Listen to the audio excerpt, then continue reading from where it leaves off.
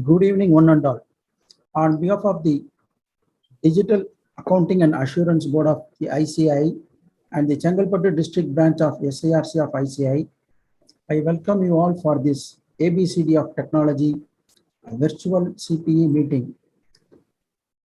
I hand over the session to Secretary to give a formal welcome speech. Thank you, Anand sir. A very happy evening to you all. I, on behalf of Digital Accounting and Assurance Board ICI and Chengalpattu District Branch of SARC of ICI, welcome CAC Nanda sir, Central Council Member and Chairman of ICI, and eminent speakers of the day, CA Narasimhan sir and CA Amish Takkar sir, for this virtual CPE program on ABCD of Technologies organized by DAAB ICI and hosted by her branch. I also welcome all the members for this program. As all the members are aware, the technology plays an important role in our professional work. We need to understand and make the best use of the technology resources available. This artificial intelligence, blockchain, cybersecurity, and data analytics will be going to be an integral part of our profession in future. I am confident that all the members will benefit from this program. With this, I am handing over back the proceedings to CA Anand sir to continue. Thank you all and welcome one and all.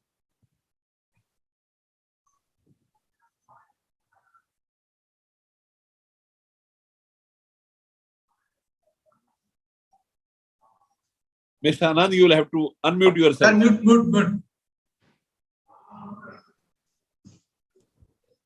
Yeah. Now, our Chairman of the Digital Accounting and Assurance Board, Shri CA Saranjit Singh Nandaji, will give you the keynote address. He is the Central Council member and the Chairman of the Digital Accounting and Assurance Board. I hand over the session to you, sir. You can deliver your keynote address. Thank you, Mr. Anand. The Secretary, Chengalpattu branch of SARC of ICI, the two revered faculties here, CA Narasimhan Alan Govan and CA Amish Thakkar. I am also able to see the Digital Accounting and Assurance Board officers, Mr. Amit, Ayaz from technical team, and all who have come here to go home more enlightened. Ladies and gentlemen, we are back yet with another exciting program of DAP.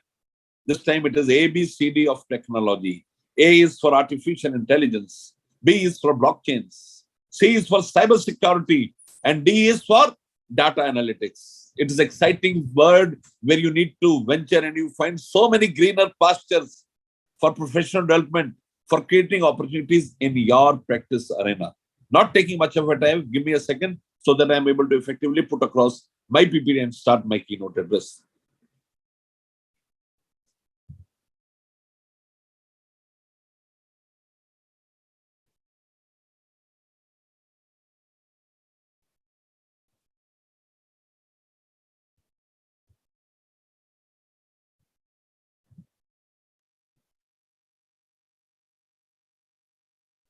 Give me a second, please.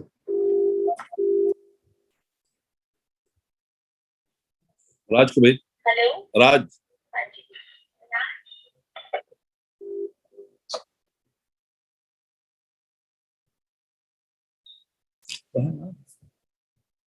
इसमें भी पुराना आ रहा है.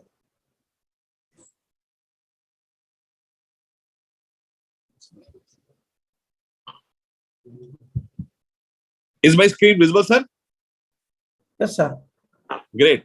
So we will be speaking today on ABCD of technology. What does this program cover? It covers changing trends into the entire technology cloud. The entire discussions today will lead to introduction to Industry 4.0. And more importantly, artificial intelligence and its impact on accounting. Going ahead, a large portion of discussion shall base on how we can use artificial intelligence in our office. And then the most pertinent and contemporary question, what is the relevance of AI and blockchain in our profession? You will have some case studies. Cybersecurity is the C, and the last is data analytics and cloud.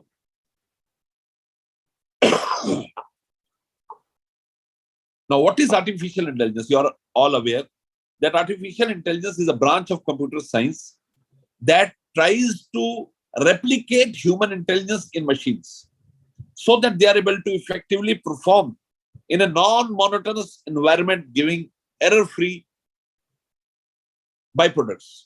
Some of the defining approaches for AI historically are thinking like a human, having logical thinking, acting like a human, and acting rationally. And this includes elements of human thought as well as human behavior so that they are able to effectively put across as a management information whatever is desirable.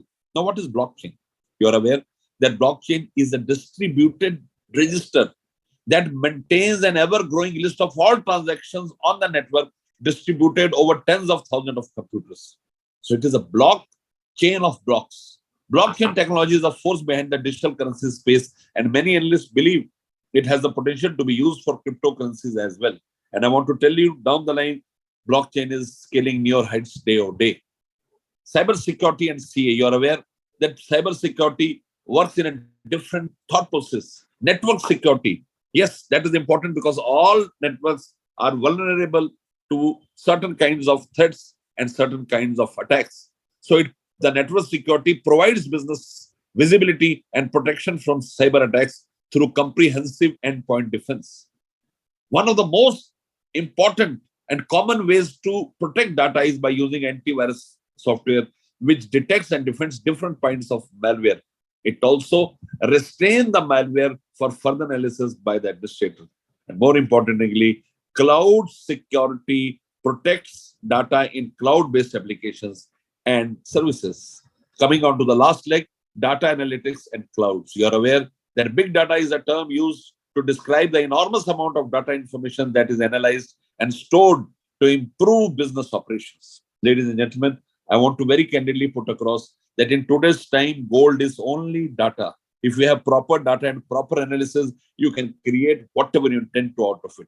Big data analytics is the use of big data to evaluate data information for useful business intelligence.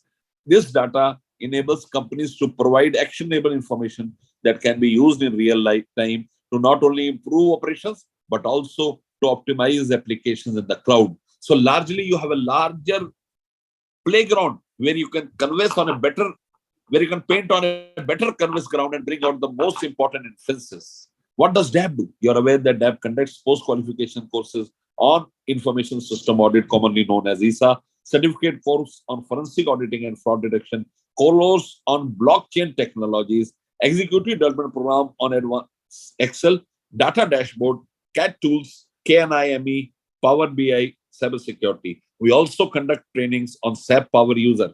We also have e-learning courses on IT-driven topics. Forensic labs we have where you can do forensic as well as data analytics at Noida, Chennai, Center of Excellence, Hyderabad, Kolkata, Chandigarh, Kanpur.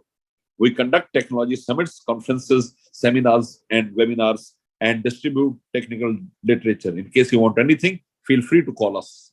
What is expected of CS? Three important things. Digitization is the call for today. You need to know your risks are there. You have to fight out those risks. You have to mitigate those risks. And last, your scaling of technical skills, your understanding tools and techniques during IT audit will inevitably set up a ground where you can perform to the highest level. So I'm thankful to you, ladies and gentlemen, for giving me a very patient hearing. And now we have with us the reverend speakers of the day, Mr. Narasimhan Elangovan and C. Amish Shakkar. I am very confident that they'll give the best to you and you will go home more enlightened, putting at rest all the doubts that may arise during the course of your thought process in earlier times. Thank you. Thank you so much. Over to Mr. Anand P. Thank you, Nandaji, for your wonderful keynote address. Let me introduce the first speaker of the day, CA Narasimha Elangovan, a BCom graduate, fellow chartered accountant, company secretary, ISA qualified from our institute, diploma in IFR UK, LLB, and CISA and certified data privacy solution engineer from the ISACA. He is a partner of Ken & Co, senior advisor, digital security services and Crows Advisory Services India LLP. His areas of practice include data analytics, risk-based audit, privacy impact assessment, internal audits, information system assurance, internal financial control, SOX compliance, SOX audits. He is a faculty for DISA, CISA, and courses on blockchain technology. He has authored more than 4 books for ICAI, KSCAA, etc. on technology. He is a regular speaker of technology at various national and international conferences of ICAI, ISACA, CAI, FISI, etc. He has been often addressed the ISACA International Conference at Asia CACS, Europe CACS, Africa CACS, North America CACS, and was often amongst the top rated and the youngest speaker. He has spoken at international conferences at Dubai, Malaysia, Bangkok, Saudi Arabia, Geneva, Doha, Nairobi, Singapore, Nigeria, Bahrain, Kuwait, and California. And he has been identified as one of the top 10 influential consulting leaders 2020, an annual recognition for torchbearers in consulting sphere by CU Insight magazine. With this short introduction, I hand over the proceedings to Narasimha Longavan. Welcome you, sir. Thank you so much for this wonderful opportunity. Could you please confirm if you're able to look into my screen and able to hear me clearly? Yes, sir. Very much, sir. Please go ahead. Yes, sir. Yes, sir. Thank you. Thank you for this wonderful opportunity. And I thought, let me speak on how these technologies are coming into our profession and how things are changing. And while I speak on that, the first question which we need to look into it is, what exactly has changed in the last few years? What exactly is taken place, right? And we know COVID has been that era of interesting digital transformation. We are seeing newer trends, newer actions, newer aspects coming into play. But most importantly, what is it that is changing?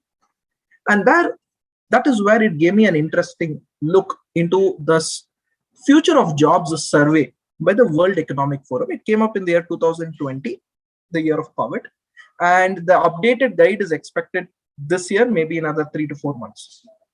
It spoke of, interestingly, what is called as areas or skill sets which are losing demand and those which are gaining demand.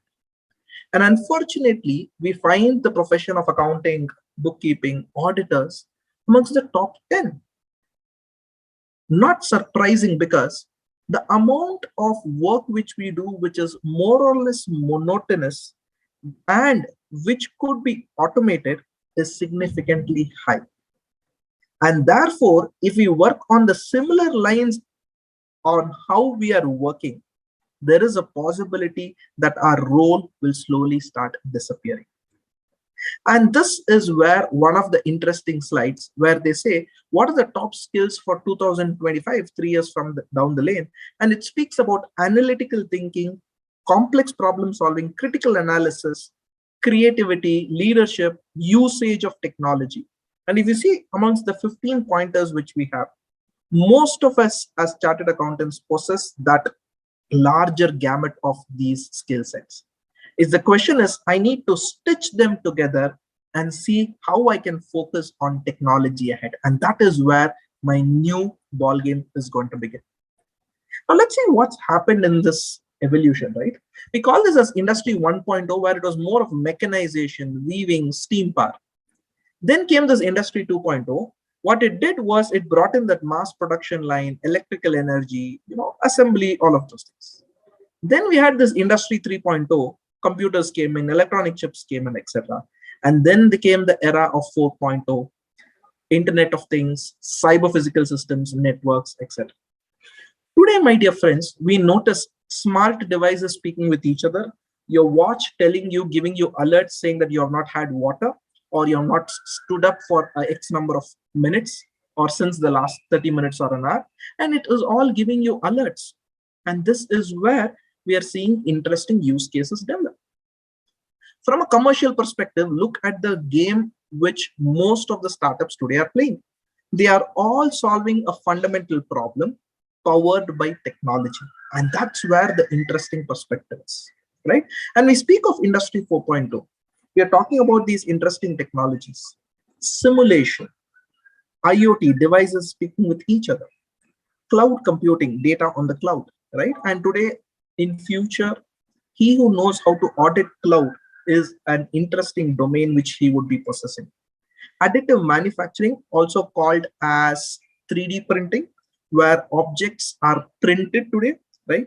Starting from human parts of the body, which is necessary as a replacement, which is customized, to the footwear which we wear to ensure the left and the right combination is perfect. So all of these come through this process of additive manufacturing. We have augmented reality, big data, and the list is endless. And this is how the factory of the future is going to look like. You have a whole lot of technology components layered above and below, starting from the integration of the supply chain, the CRM, understanding what the demand is for the market, doing an on-demand or on-demand production. So there's a whole lot of things which is actually coming up. And let me tell you, the factories are going smarter. Those factories are going smarter, but please bear in mind, the assessment of risk has not got any smart, and that's where we have an opportunity. When we audit future fit factories, I've had an opportunity to audit a few of these future fit factories, supply chain audits, look into those things, and that's where it gives me a sense, hey, not everything is as risk-free as it possibly could have. And let's look into two simple instances of transformation, right? What started off with a so-called concept of horse car, train, automobile, aeroplane, ride sharing, autonomous car, and we don't know what is tomorrow, maybe a flying drone. Let's look into the payment space, barter, physical currency, fiat money, credit card, digital currency. We don't know where the future is heading.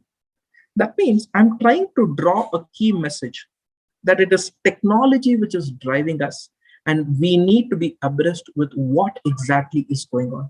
And therefore, that brings us to the introduction of my first topic, AI, artificial intelligence. Now, we're not going to sit and understand what is AI, because I'm sure all of you would have had enough amount of information today. And this is where a funny image came to me, where it says, today's reality. Human beings are hooked, machines are learning. That's right. Machines are literally learning. Your Alexa learns from you. Your smartwatch knows what your pattern is, right? Your Google Home Assist knows how you behave in certain situations. Well, you might say there are privacy risks, etc. But is it able to give a better experience? The answer is yes. So AI in a layman's language is an advanced computer system which is trying to simulate a human capability. It is basically asking computers and machines to do the tasks which probably an intelligent human being would have done. But comes an interesting question, can it do it the same way? It will take some time to mature. But what is it that it can do? It can definitely do a whole lot of monotonous, automated, or monotonous, repetitive tasks, which may bring in a huge value addition. Now, where do I use AI?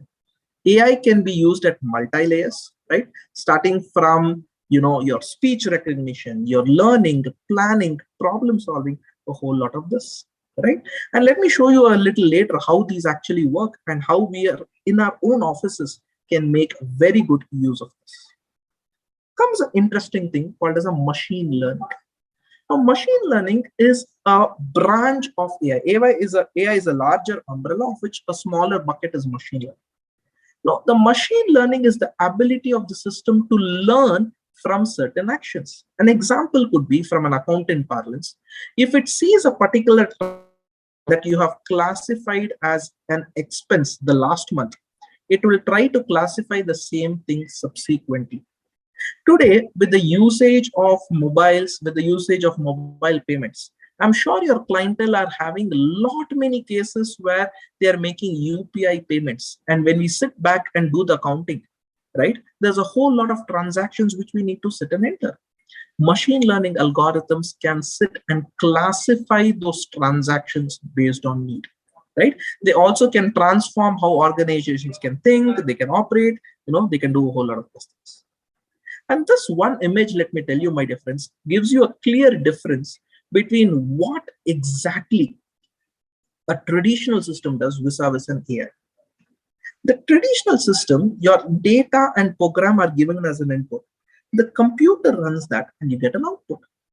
With AI, hang on, that's not the case. Your data and output is fed into the system. the computer performs and it creates the program, which means you are asking the computer to program itself. An example could be, yes, this is the balance sheet which I want in terms of schedule, grouping, etc. This is the source transaction. Please regroup yourself so that you fit in over here, and it will start doing it based on previous experience. Well, can it do 100%? Hang on. It may not. It will take its time. Probably it may take a little longer, but over a point in time, it will be able to achieve it, right? Maybe if it looks into 3 to 5 different clients, it is able to analyze those client much faster. And that's how AI slowly builds over a point in time. But this is a beautiful slide where AI today is seeing how it is bringing value. And AI today broadly is brought in or is used in 3 broad buckets where value is sought. One, from a data angle. Second is from a processing angle. And third is from giving an action or a result. From a data angle, it is all about sensing and understanding the data. And therefore, you have something called as a machine vision, ability of the system to understand what the data is. Detecting faces, objects, images, all of those comes under data. But let me give a very simple use case of one of these delivery companies. What they did was, during the COVID time, they had to identify if all their delivery agents were wearing masks. What did they do? Simple. They asked the delivery agents to take a selfie and send. So what? He will wear a mask, send a selfie, but that's not serving the purpose. So what the app did was, it used to at random intervals take the photo of the delivery agent whenever he's looking at the map without the knowledge of the delivery partner. And it used to check whether he or she was wearing the mask. Now, question is, initially, when they were asked to check mask and other things, people started wearing some cloth, people started wearing, keeping their mouth shut and things like that. But over a point in time, they realized, hey, just covering the face, just covering it with this is not a valid way. So they started analyzing it better.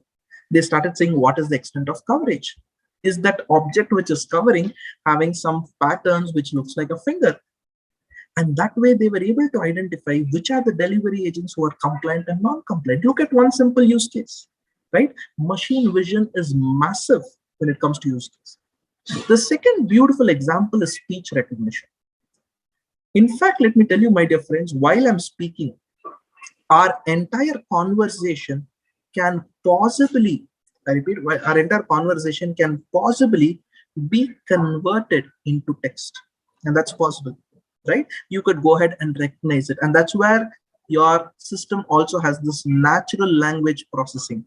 Detect the intent in a text-based command. A simple example is, I'm using a word which is a little confusing, right? Say, for example, I'm using those synonyms, or I'm using the words which have 2 different meanings but the same spelling, or pronunciation is same but the context of the spellings are a little different. In those cases, your NLPs are able to understand from the sequence of the sentence and build it. And that's where intelligence comes in, right? The second bucket is processing. Information processing, creating a graph, search-based, right? Today you talk about companies where you can click a photograph and search for similar products online. This is all based on information productivity. Learning from data. A classical example is, how do I drive a car? Tesla, automated cars, all of this work from learning from data. And it goes through various amount of data sets which it has.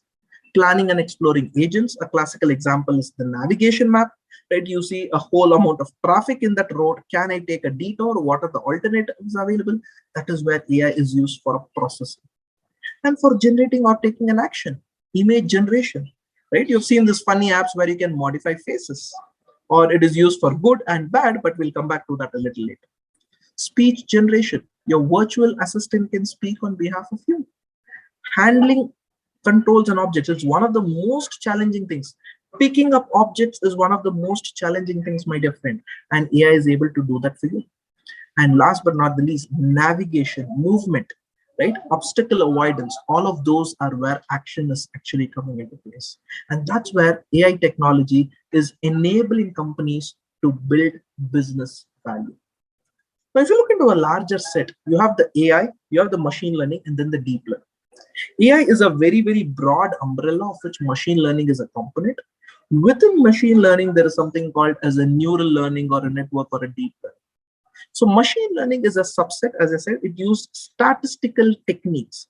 So based upon certain statistical methods, it uses to identify. Then you have a deep learning. It's a subset of machine learning, which permits the software to train itself to perform various tasks and perform it through a multi-layered neural network. Just like our human being is based off multiple sensors and organs, a deep learning solution deploys multiple points through which it gets the information through which it builds the logic. Now, where do I use AI? What is the business case application? Broadly today, AI is used in 5 larger domains. And of course, I'll give you examples so that you're able to relate from an auditing. The first is to understand the data. This first is what? To understand the data. That means it helps to group a person or understand his behavior. A simple example could be, your Google search. Sometimes you're searching for a car, you're searching for a house, you're searching for, let's say, a product, a shoe, a mobile phone, and you see that advertisement following you across Instagram, across, wherever you search. And that's all to do with understanding. The next is to do with automating. Automating is where your repeated activities, you are bringing in solutions to make it much faster. You're automating that. And then comes the element of detection. Detection is all to identify patterns. Can I, see, is there some anomaly within that? Can I group them together? Can I see what exactly is running? And, a whole lot of those things, right? That is detect. And then comes your element of personalizing, giving you a personalized advertisement. Please bear in mind today, the marketing world, it works heavily driven by AI. The advertisement which I get may not be the one which you get. For all you know, the same product may be advertised, but for me, it may show as blue and for you with a different color. I'll give you a classical use case of personalizing, right? If you've seen this football matches, and especially in countries where the GCC and Europe, where it is predominantly a football craze, the same player is playing the match, right? The match is being displayed or broadcasted in 4 or 5 different countries. There is a board or an advertisement or the billboards which is surrounding the stadium. Each of the billboard will display a different product based upon the location where the person is viewing the match. And this, please bear in mind, is modified, powered by AI, right? When it is displayed onto your mobile phone or your TV, etc. Which means, assuming hypothetically, if you have to test this, try using that cricket match or football match, try watching that using a VPN connection from Germany and probably from US. You will get to know the difference. I'm not saying every match happens, but there are technologies which are coming up and they're actually doing it. And the last is prediction or predicting, where you seeing a huge number of cases of how these AI algorithms are being used for prediction. How are they being used? Because tomorrow, the future is all about pattern recognition. The future is all about how do I get to know of these patterns and how do I do things? And that is where your prediction becomes very. Then comes a very interesting question. If you see how the technologies evolved, right? We already spoke of Industry 1.0, 2.0, 3.0, and the 4.0 is all about intelligent technologies, right? Especially in the 2020 era, we're talking about AI, blockchain, robots doing a whole lot of work for you. Now, this is a beautiful example to say how intelligence and AI can be used even where data is minimal. One of the biggest myths people have is, hey, only if I have data or only if I have, let's say, information, my AI engines can work, which is absolutely right. There was an interesting use case where limited economic data was available for a tier 3 village. and you had to decide whether to provide credit or not. When you're providing credit or not, you require the credit history of that person. And did you have the credit history? The answer was no, right? So what did you do? You started building a prosperity index for each of the villages. And based on the Google satellite images, they started building prosperity index. For example, the width of the road indicated that more vehicles or larger lorries can come by, which means there is some sort of an economic activity. There is a canal, pathways there without water, which means that the agriculture may not be very, very lucrative over there. The shapes of building and the floors of the building indicate how many floors and superstructures exist. And the same image was sort of transitioned into a graphical representation you see on the right hand side.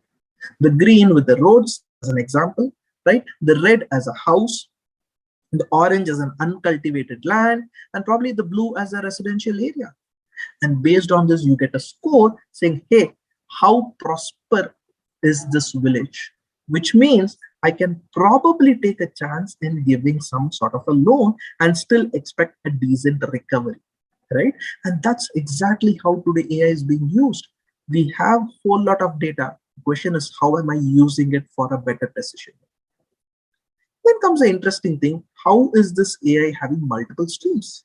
We spoke of machine learning, which talks about deep learning, predictive analytics. We spoke of NLP, which is all about translation. A simple example of translation is Google Translate app.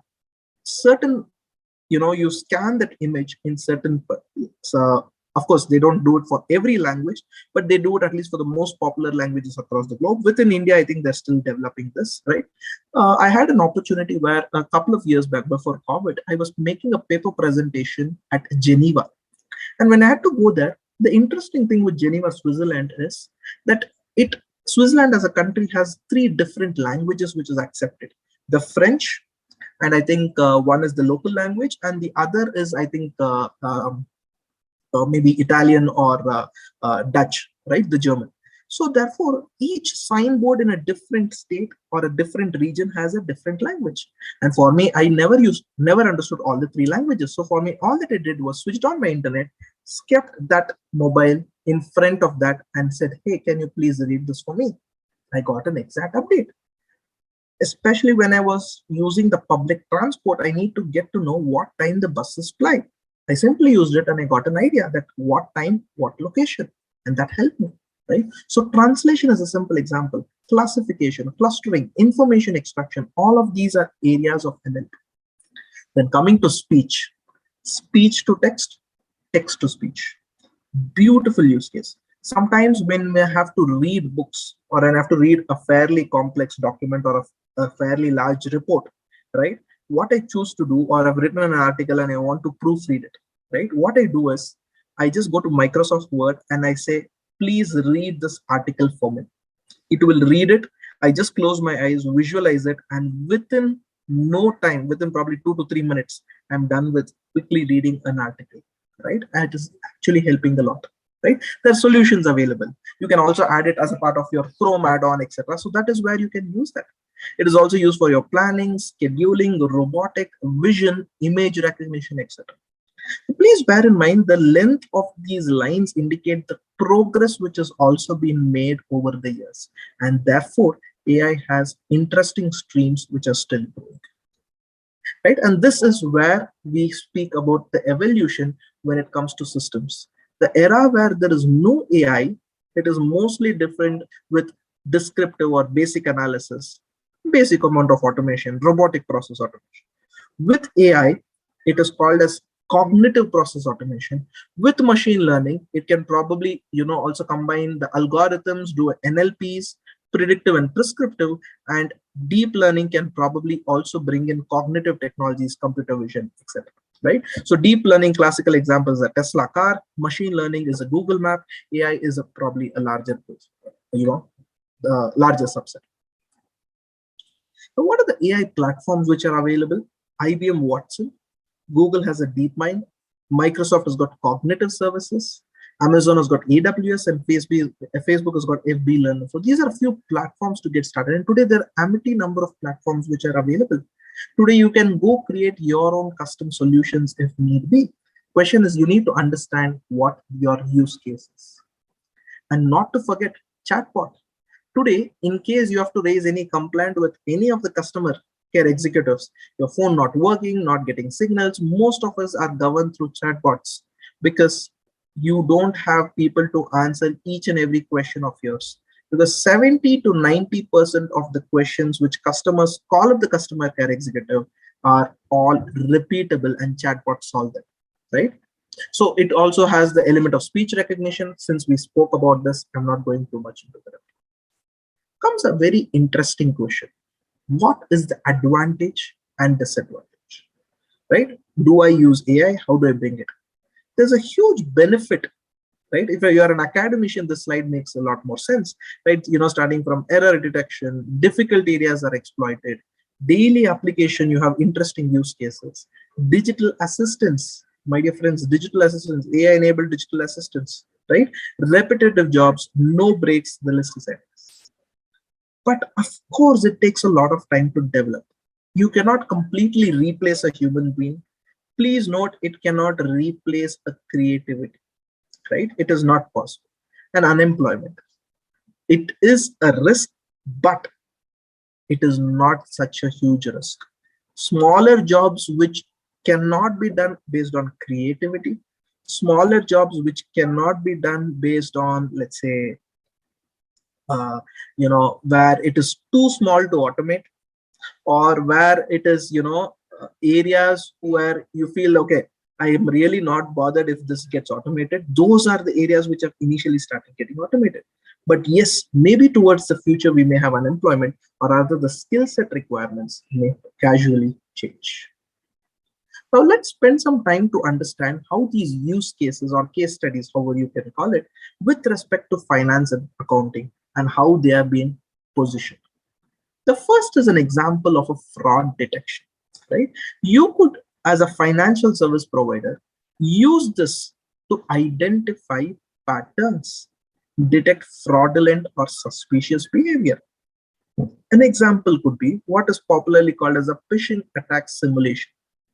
Now, if a person's account is compromised, there are 3 to 4 things which is normally performed. He or she has swiped his credit card or debit card in one location, and within few seconds or few minutes, it is used in a completely different geography or location. And based on that, there is a withdrawal of money or an electronic payment, and the PIN is also entered. In such cases, the transaction or the company can stop the second transaction and push it to investigation or block this. The reason is because it could be an indicative case of a compromise of a credit card or a debit card, thanks to, cloning those magnetic details. Another example could be a risk management, something to do with your stock markets. Based on the news feeds and indicators, these AI ML technologies can feed it. Today, the way it works is, unfortunately, with the stock market, most of the solutions are driven by, high-end applications are driven based on AI. The moment you get a feed that something is going wrong, a negative indicator that triggers, and based on that, various stop loss restrictions are triggered, consequent to which you're actually doing a massive selling exercise. Then comes your investment prediction. I think I did make a mention of this. Customer service, chatbot, behavior of each customer. There have been funny conversations of how people have interacted with customer care executive with chatbot, robots. Some people have sent romantic messages to chatbots, and chatbots have replied very intelligently, and interesting things which you can probably see online. You'll be able to do that. A few interesting use cases. JP Morgan brought in a concept called coin. It's a contract processing or a reading document. Manual review would roughly take about 12,000 agreements to close to about 36,000 or 360,000 labor hours, 30 hours per contract. Whereas in machine learning, it was able to reduce it way significantly. Example number 2. Let's take an example, a scenario where you're auditing a company which has multiple lease agreements, something like a QSR or something like a retail store model. Now the focus over here is how sure am I, or how sure am I that the lease agreements are following a simple example of operating or a finance lease, a very a native example. Now if I have to read every contract clause by clause, no, it's impossible. Whereas your contract solutions will go pick up the right clause and bring it up for you and also give you the interpretation. Likewise, Wells Fargo use a Facebook Messenger AI-driven platform. Your financial systems, they use securities company, security and financial services companies use multiple patterns for you to identify whether a transaction is actually real or fictitious. Let's pick up a case in banking industry. Now, let us say a customer has a bank account and you notice that he's a salaried employee. But all of a sudden, in a particular month, there are multiple credits coming to his account and multiple debits. There's a huge ratio, sizable ratio of cash is to non-cash ratio. There's a burst in deposits, burst in withdrawal, unusual amount of demand drafts against cash. So all these are examples what your AI/ML solutions will probably pick up. Thanks to, possibly somebody is trying to do a money laundering offense. And that's where pattern recognition makes a lot of sense. Let's take an example. The traditional systems do what is called as querying. And AI does not work like that. To give a simple example, let's say a person has salary credited of 50,000, and in a span of 2 days, after all his expenses, EMIs, everything are gone, he has probably 5,000 rupees in a bank account. So in a span of 1 day or 2 days, 90% of the bank balance is disappeared. Now, if you see from a query language, if somebody says 90% bank balance reduced, it is a massive question, whereas looks slightly from a different angle, right?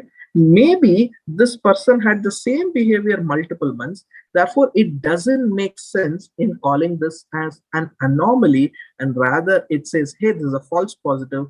Don't even bother discussing or going into depth of it. Now, this is a classical example of how in a bank or in a fraud management system, a banking setup is basically used. You have your transactions which are input into the system. You have a system rule check which does whether it is normal, abnormal, and from there it does some bit of analysis and certifies what is called clean as green, whatever is suspicious as possibly red, and therefore it brings in a case of investigation, case management, and all of this. And there's a simple example or a simple use case of how it can actually be brought into play. So what are a few examples where it can be used? It can help you in classification, I told you, identifying the object, identifying the type of stock, identifying the type of commodity, estimation, right? What could be based on a weather forecast, probably a consumer sentiment, or clustering, grouping, behavior, right? Creating groups. Anomaly detection, we spoke of money laundering or fraud detection, or it could be based on recommendations. Like your YouTube, Amazon, your Netflix actually give you. All of these are interesting areas which are coming. Okay, in general, coming very specific to finance use cases, it can be used for predictive. It can be used for expense reporting, a major area, because today it takes a lot of time for me to sit and track expenses, right? Debt collection. How can I, understanding the pattern of the customer, still collect the debt and still be compliant with the NPA regulations, right? Maybe a smaller sums of money spread over a longer period. For AI, ML or fraud detection, for underwriting. And underwriting is basically understanding what is the risk. And even if I have unstructured data, today AI can possibly be used. Credit lending and scoring. Today, I know of solutions which automatically profile a person based upon machine learning algorithms. Credit is instantly given thanks to these sort of methods. Personal finance or assistance. Many companies rely on AI or NLP or any of these chatbots to sort of roll out, right? Quantitative assessment management involves AI systems make extensively, trading decisions, doing the buy and sell. Insurance policies, creating again slightly relating to underwriting, right? Research, sentiment analysis, robo advisories. I know some of these companies, startups, they do a robo advisory. They decide whether to invest into exchange traded funds, etc. I think we focused on this accounting use case. We spoke about this. We also spoke of, how expense management, auditing, it can probably come into picture, right? Determining bonus accruals, monthly cash flows, risk assessment. I think the use cases are huge. Now, quickly moving into what are the opportunities and what are the challenges. In near time, financial institutions can use AI substantially and make their process more leaner and faster. That means less expensive. It can tailor products and services based on every organization's need. It could have a ubiquitous presence, smarter decisions are possible, and newer value propositions can be brought onto the table. But yes, the major challenge is whether have the data. A simple example is in our own office, if I have to use an AI/ML solution, is my data organized enough? And that's where we need to start capturing all of this information within our whatever solution you're using. It could be Excel, it could be Tally, wherever it is. Make the data clearly visible. And once you start doing it, they're probably in 3 to 6 months down the line, there are already companies which are at a prototype levels. That is why I'm not going to mention the names of those companies, who have already come up with automation, classification, regrouping, MIS report, all of them driven by artificial intelligence and machine, right? Operations. Do I have a set of people who can implement it? Do I have the talent? And what is the law of the land? Do I have a regulatory framework, right? What if tomorrow machine does something wrong? Who will be blamed, right? So those are questions from challenges which we have as we speak.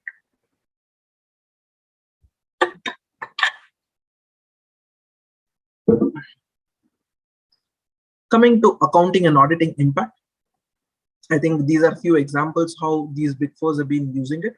While they have enough of cash to use this, it makes sense. Let's come back to where we can use, right? You can use it for risk assessment, and I'll show you a use case on how you could do it, right? You can use it for data mining, fraud management, pattern recognitions. These are simple cases where you can use it. So which are the companies which are using it, which can help us out? These are a few examples of applications in the fintech space, right? A screenshot worth taking, because you look into each of them, every company over here, and of course, this is probably about few months old. You look into it today, there are much more companies which are in the fintech space who are actually using it. Okay. Do I have AI-enabled tools for CAs? The answer is yes, right? The answer is yes. I'm sorry, apologies for that. I think I hit the wrong button. Please excuse me. Do I have AI-enabled tools for CAs? The answer is yes. These are a few accounting tools which can help. Of course, globally used, will come into local use as well. A bot keeper is an interesting use case of how accounting can be automated with the help of a bot. Wick.ai, Smack are a few examples of accounting tools.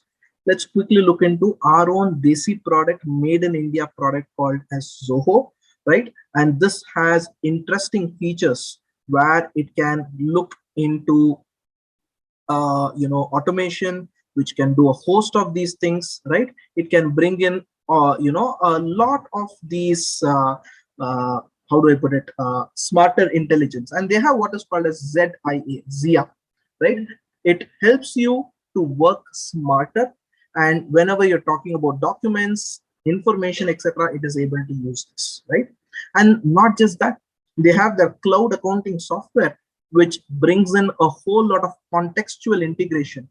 It brings in what is called as connected banking, right? It brings in all of these things today actually into the ground reality. And let me tell you, my dear friends, all of this are options which is available today for you to use it, right? You heard it right. And let also keep in mind that the solution called Zoho Books has today a tie-up with our own ICAI, where there is an MOU entered where for practicing CAs it is available at a subsidized price, and you can do a whole lot of The entire Zoho suite of products is basically available. Then you have what is called as a connected banking. Now, what is a connected banking? Imagine a case where you wanted to make a payment. You go to a bank account, make the payment, and then you sit and pass the journal entry. Instead, I pass a journal entry. Imagine the payment goes deducted from my bank account the moment I authorize. And that's connected banking for you. You do your banking from your accounting or your ERP solution, and that's what Zoho Books is bringing in, right? OCI, ML, reading the transaction, voice-based interfaces, automation rules. My dear friends, the list is endless, right? So that's basically what the disrupting factors which can bring in into this particular simple solution. Quickly moving further, what are the simple use case which can be brought in over here? Interfacing online payment gateways, making automated payments, tracking follow-ups, right? They have a solution called as Zoho Invoice, which is free for everybody. And trust me, it brings so much of insights in terms of the billing, in terms of reporting, in terms of recording, right? It avoids a whole lot of frustrations and follow-up, right? Your auto scan feature, it can fetch feeds directly. You link a bank account and automatically the data can flow. And my dear friends, the list is just endless. Yeah. From a contract management solution, you have a few tools like this, eBrevia, and you have something called Kira, Logix. All these are examples of AI-enabled contract management solutions. And yes, here you have a powerhouse, mindbridge.ai. It is an AI-enabled auditor, right? And they call themselves the world's first AI-enabled auditor, but basically they can do a whole host of things using the power of data and analyzing them in simplest form, right? And that's where AI analytics, all of them are coming.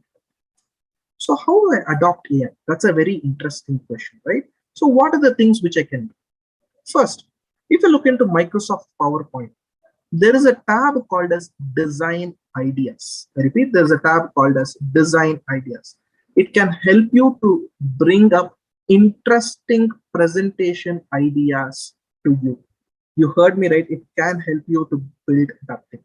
Let me see if I can quickly share one of these also screens where I bring in this PowerPoint, right? I have just brought in the screen over here. I hope you're able to see this. And I just bring in saying that technology update. And I go to this home tab, right? And I click on this right side called as Design Ideas. It gives me a bunch of interesting backgrounds. Look at this. I have done nothing but just written. I choose this very fancy. I find this very fancy. I can go ahead and choose this and just do Control M. And I have got a whole lot of interesting slide formats which I can choose, right? And I can say, hey, I'm going to speak on agenda, right? And I'm going to say why tech advantages,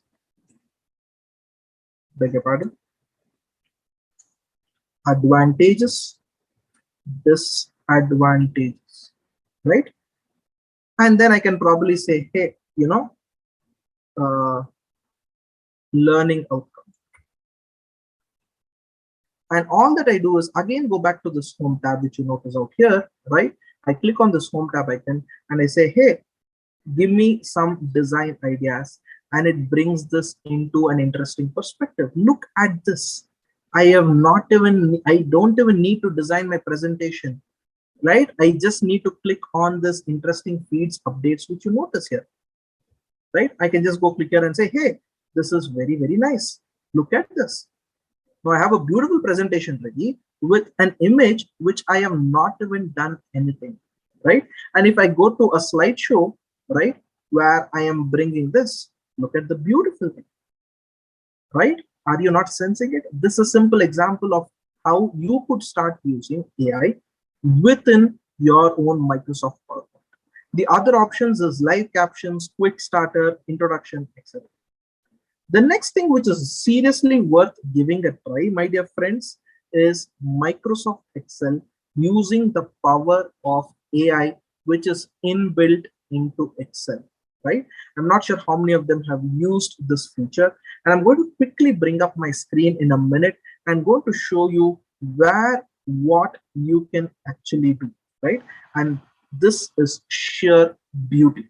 Sheer beauty, if you ask me, right? I have an Excel sheet over here, which has very simple data, right? It has data of what I call as a chapter name, a date, and a consumption.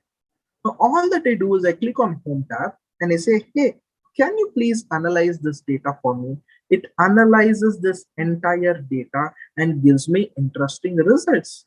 It says, hey, this is the consumption of the entire thing based on date, right? This is the consumption pattern over a point in time. And if I closely look into it, I can link this with what I possibly call the COVID behavior.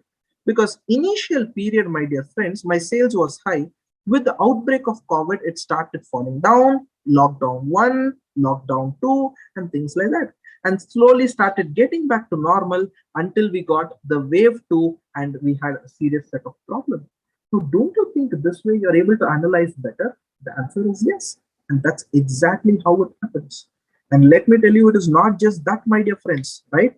If I go to this data, I can also use this for my auditing purposes. What is called as a Pareto? What is called as a Pareto?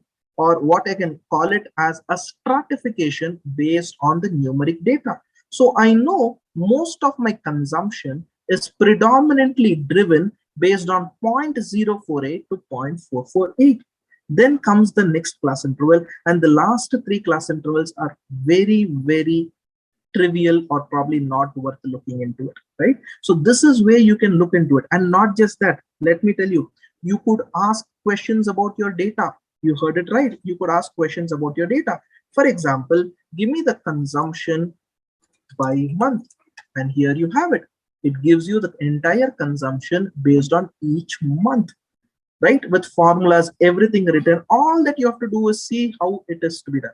Give my consumption by month or sort consumption by month in ascending order, right?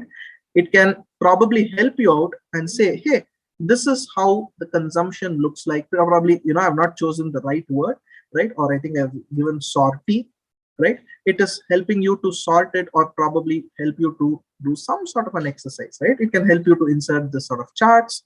Or let us say I want average consumption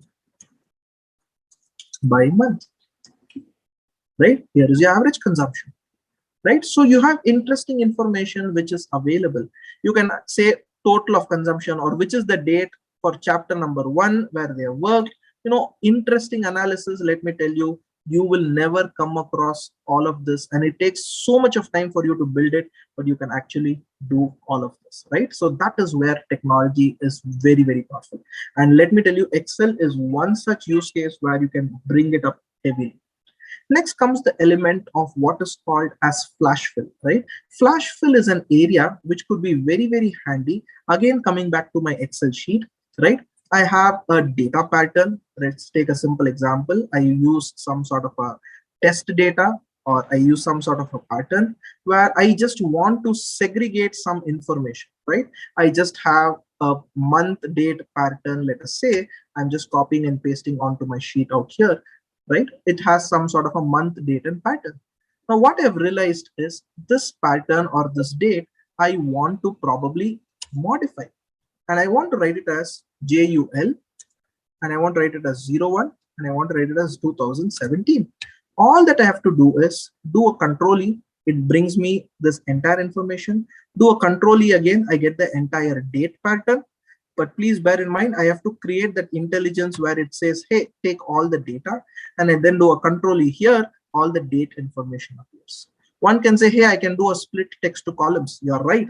But imagine an address which has first name, second name, or it has all the regions, etc. And if I simply choose the state code or the location, click of a button, it happens. Recently, I used this for in our office for one of these SFT filings where it is a Form 61A. We had to upload it, right? There are about 100 or 150 odd investors. We had to update each and every person's location. We had the entire address in one single field. All that I had to do is type the city and I got it. And the error rate was probably 1 or 2 records out of the 150. How much time did I save? Usage of AI into my office, right?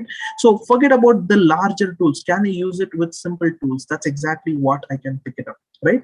Ideas is another example which I just showed, right? Which is called as today as data analytics and data from picture.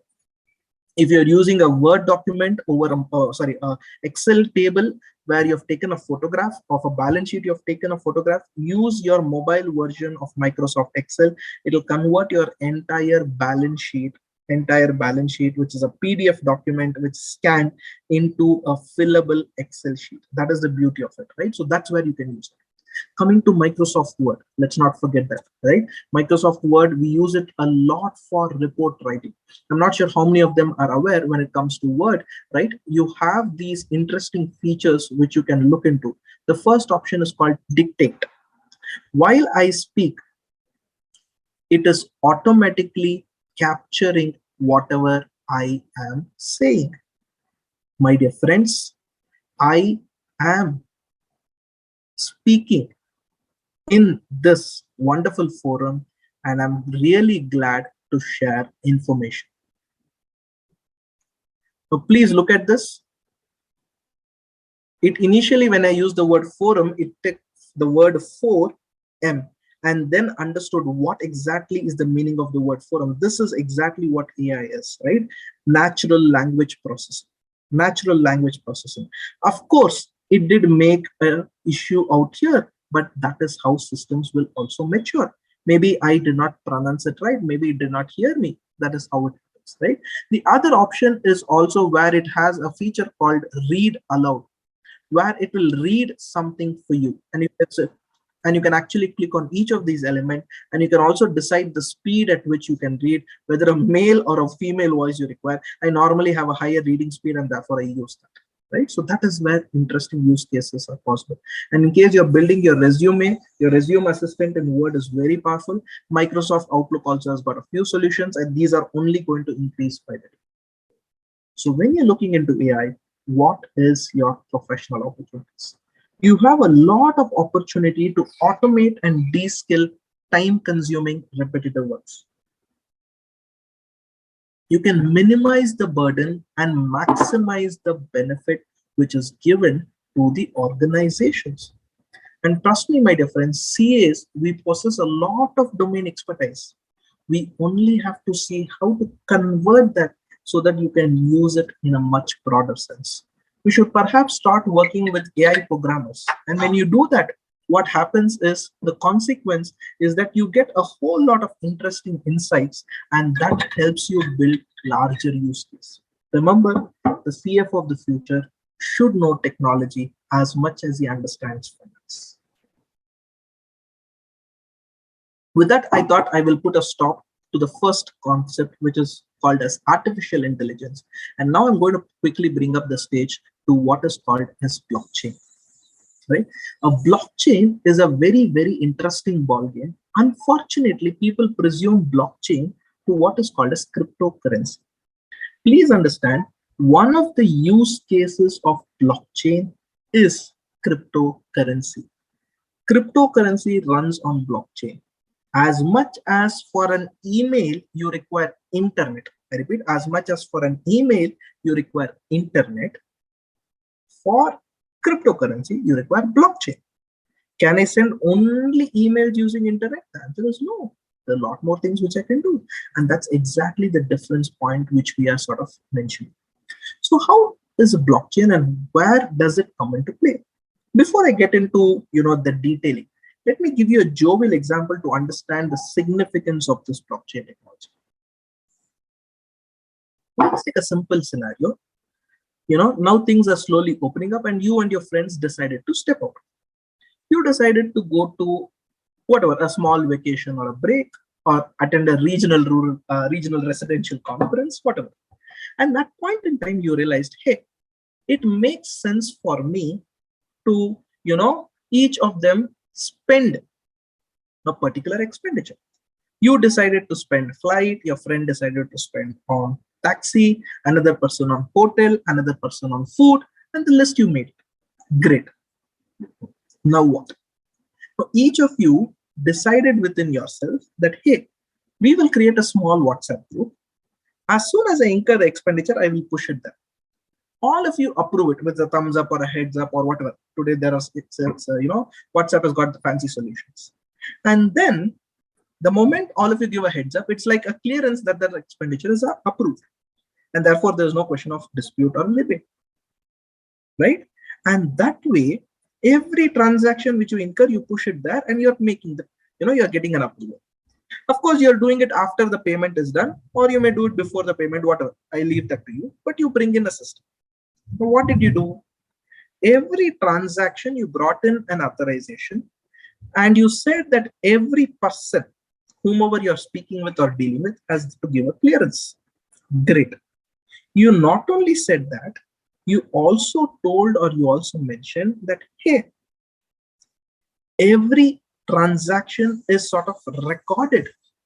There is no way you can go ahead and alter that data, right? And the moment this transaction got recorded, right? Assuming, of course, in a WhatsApp group, we can go and delete the data, but let's say you can never delete this. It remains permanent and it gives you entire trail and history. And that it gets locked into what is called as a block. And what is a block? A block is nothing but encrypted information consisting of three things: the data, the hash value, and the reference to the previous block or the previous sequence. And that, my dear friends, forms a series or a chain of activities and hence called as blockchain, right? Let's look into it. How does a blockchain work? You have a transaction which you have requested, and that requested transaction is sent to your friends, and this friends is called, in a blockchain terminology, peer-to-peer connectors or peer-to-peer network. The moment it is broadcasted to a peer-to-peer network consisting of multiple nodes, right, it validates the transaction in each of the nodes. Every party has to validate. That means in my example, all the four of them have to give a thumbs up or give a clearance, unless it will not be accepted. And if all of them are done, in my example, right, you could have alterations. The moment that is done, this transaction or this block is added to what is called as a ledger. So you have a series of ledgers or blocks, and this gets added to them. And therefore, a blockchain, a series or a chain of blocks, and the blockchain. Then now you say the transaction is validated. You say, sir, what is so special about it? Here comes the beauty. Imagine every transaction is validated by another party independent. Don't you think the system is so very trustworthy? Yes. Imagine if every contract or every activity was, it is immutable. That means you cannot reverse it. You cannot change it. That means, don't you think you have the confidence that, hey, whatever goes in here is like pakka 100%, ye to hoga, right? So don't you think we as auditors, that is the assurance we give? Of course, we don't say we have our own limitations of audit, but audit gives an assurance to a stakeholder. Yes, there may have been some cases, but it is not something major. It is not impacting my true and fair view. Imagine this happens at a transactional level. That is blockchain for you.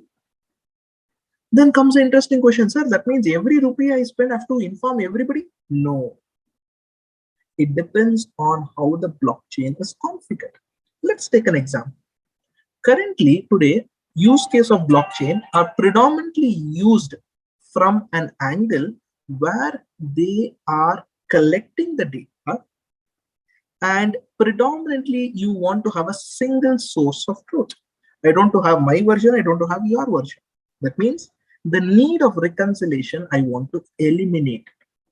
What does this mean? Simple example, simple scenario. I am a car manufacturer and you are a car dealer. Oftentimes there is incorrect stock movement, or there is some reconciliations, balances which has to get set off. Now what I do is, the moment I ship my products, I push this entire transaction or a simple journal entry into my blockchain. Now you approve it that you have received all of them. Until then, it's in transit. The moment it is done, in your books and in my books, automatically journal entry gets passed. Automatically journal entry, such that nobody can even alter or delete it, and it has a reference. Now the advantage is, do I need to ever reconcile your books and my books? The answer is no. So every transaction which is routed through this method has recorded something permanently, right? So transaction broadcasted through a peer-to-peer network, there is a consensus or a confirmation of every transaction, and therefore you're more confident. Use case number 2. You are the same scenario. You are working with a product which you want to trace end to end from where it has come, how it is moved. Example, in Kerala, the Kerala government or the fisheries board implemented blockchain to track a particular type of fish, because that particular type of fish had a lot of value abroad for the various reasons. It could be for the taste, it could be for the origin, it could be for the flavor. Let's not get into it. But that fish, whatever XYZ is, right? I'm a vegetarian, so don't ask me which variant it is. But yeah, so that particular fish wanted to be tracked, from the source to the destination. And how did I do that? By implementing IoT plus blockchain. Because IoT, through the sensor, I get to know the movement, and all of these transactions are recorded in a block. So therefore, the entire history I will get to know.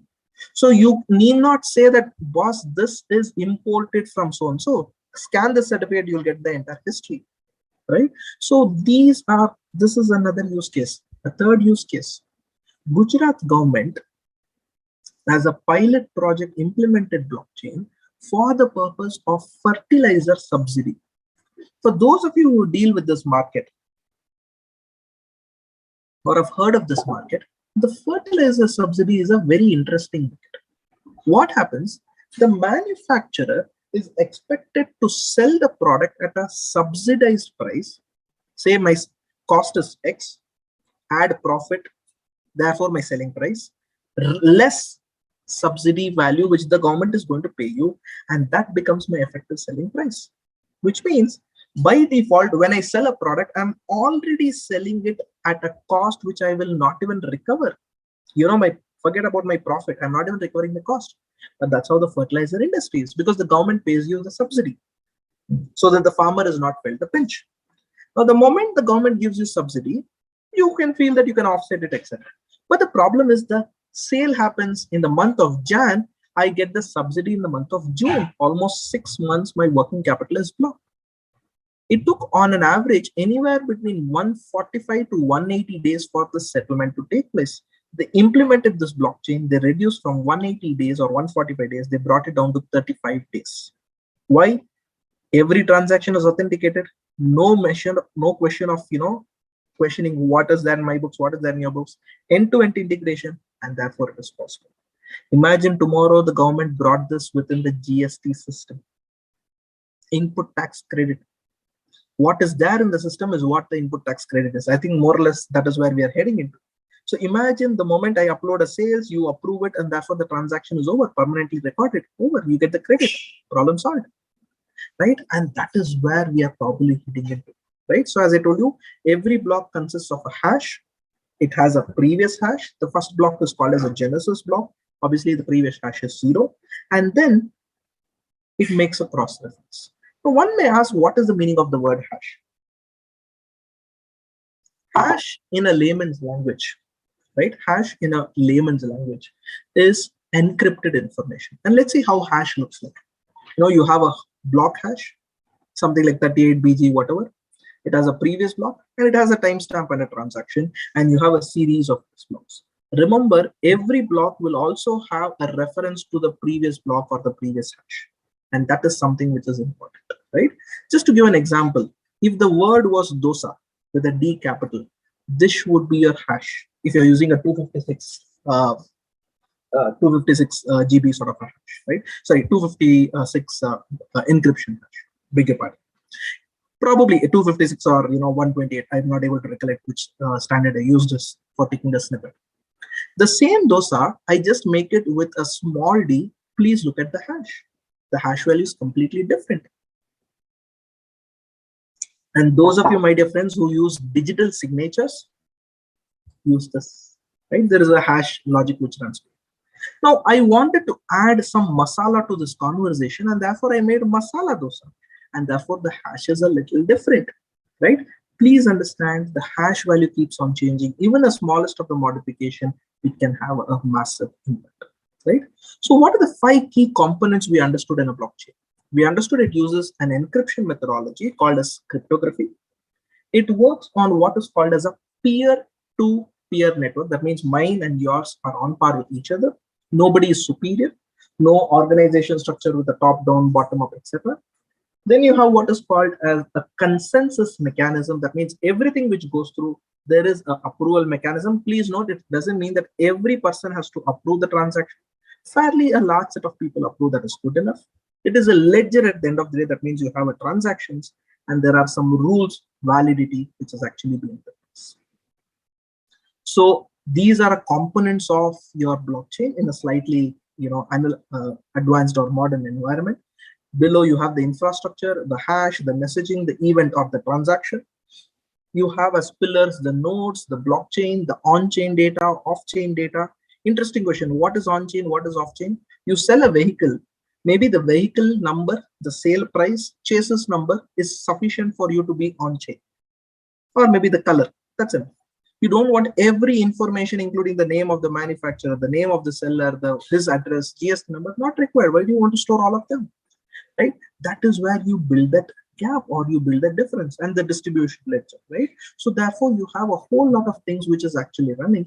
And please bear in mind, blockchain is a back end.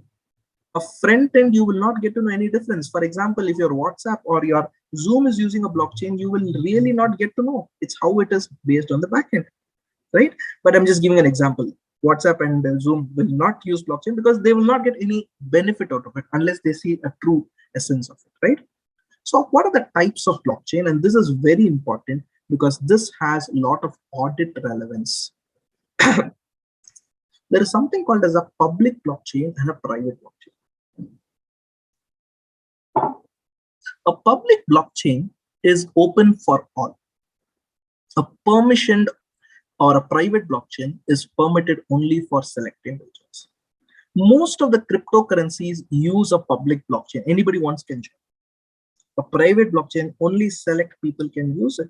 Say, for example, a bank is using it, or network of banks are using it. They use a private blockchain, right? So what is the difference? As I said, public is open for all, whereas private is not the case. Public, you don't know who's the person who's doing it, or even if you know only his fancy number or identity, and that identity has no relevance, right? It will say old monk did a transaction at 8 o'clock. On a lighter note, in case you get what I'm saying, right? So you will not know who's old monk. You will either get to know what is 8 o'clock, right? So therefore, whereas in private, you will get to know every transaction who did it, right? Access to network is permissionless. Anybody can come in. Private is only with permission. Because it is open, it's an open source. Therefore, comparatively, there is no trust. In a private, there's a higher trust. And there are a few other methods how they distinguish it. I'm not going to go into technical details. One beautiful use case of this blockchain, which brings a lot of value addition, is the concept of smart contract. Imagine a situation or a scenario where you completed your audit. You send the invoice and the client accepted the invoice with the terms of 15 days or 30 days. On the 30th day, automatically the payment comes to your account with limited or no action of the client. Wow, my client is paying me within 30 days, great. On a lighter note, right? Example number 2. Take a situation where a part of the contract is completed and there is a need for another person to manually approve the contract. And the only reason he is manually approving the contract is this and this are not speaking with each other. Now I build an interface using a system technology where upon an event triggering, a subsequent event can automatically happen. And that contract is said to be smart and therefore a smart contract. In other words, a smart contract is a self-executable contract based on certain terms and definitions defined. Right? Based on certain terms and definitions defined. All that you do, my dear friends, is see whether these terms are clearly articulated. And if the answer is yes, you go ahead and execute it. That's the beauty of it, right? That's the beauty of it. And that's where this entire ball game comes into picture, right? And let me remind you, these are having extensive use cases. Let me tell you, my dear friends, extensive use cases. And these use cases, you will be surprised. Some of the use cases, where property transfer or a share settlement. Today, share settlement takes T+2. I have to pledge my shares, or I have to get the shares, transfer the money. There is a security pay-in, security payout, money pay-in, money payout, settlement, stock exchange. My goodness. If a blockchain-based method comes into the stock market, 30 to 60% of the intermediaries will get wiped out. It will take some time, but it will happen. Right? Already brokers are running under losses and huge this thing, which with all the self-service brokerage firms, right? So it's a contract created between parties with timelines, deadlines mentioned. Both the parties may remain anonymous, or you can notify, but still you can have the execution. Example 2.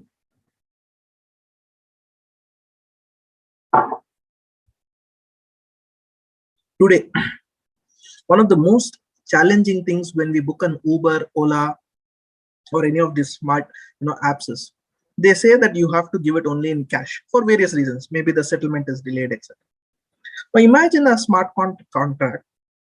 The moment I make a payment to the card, through the app, within few seconds or within few minutes, the split goes between the commission amount and the driver fee. Do you think that's a massive save time? The answer is yes. It's possible through a smart contract technology, right? So it can use for storing, recording, trading activities, supply chain, mortgage, healthcare, right? Copyright protection, royalty.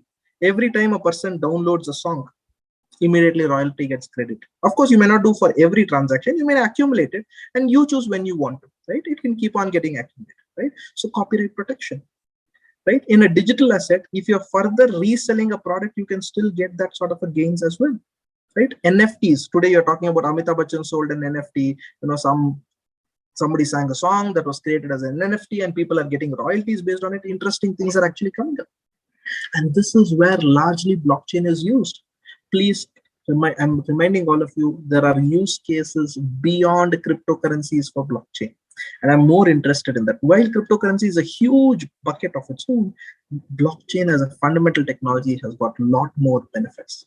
Starting from smart contracts, which we just spoke of, securities, digital currency, record keeping, your healthcare records, ownership records, property title records.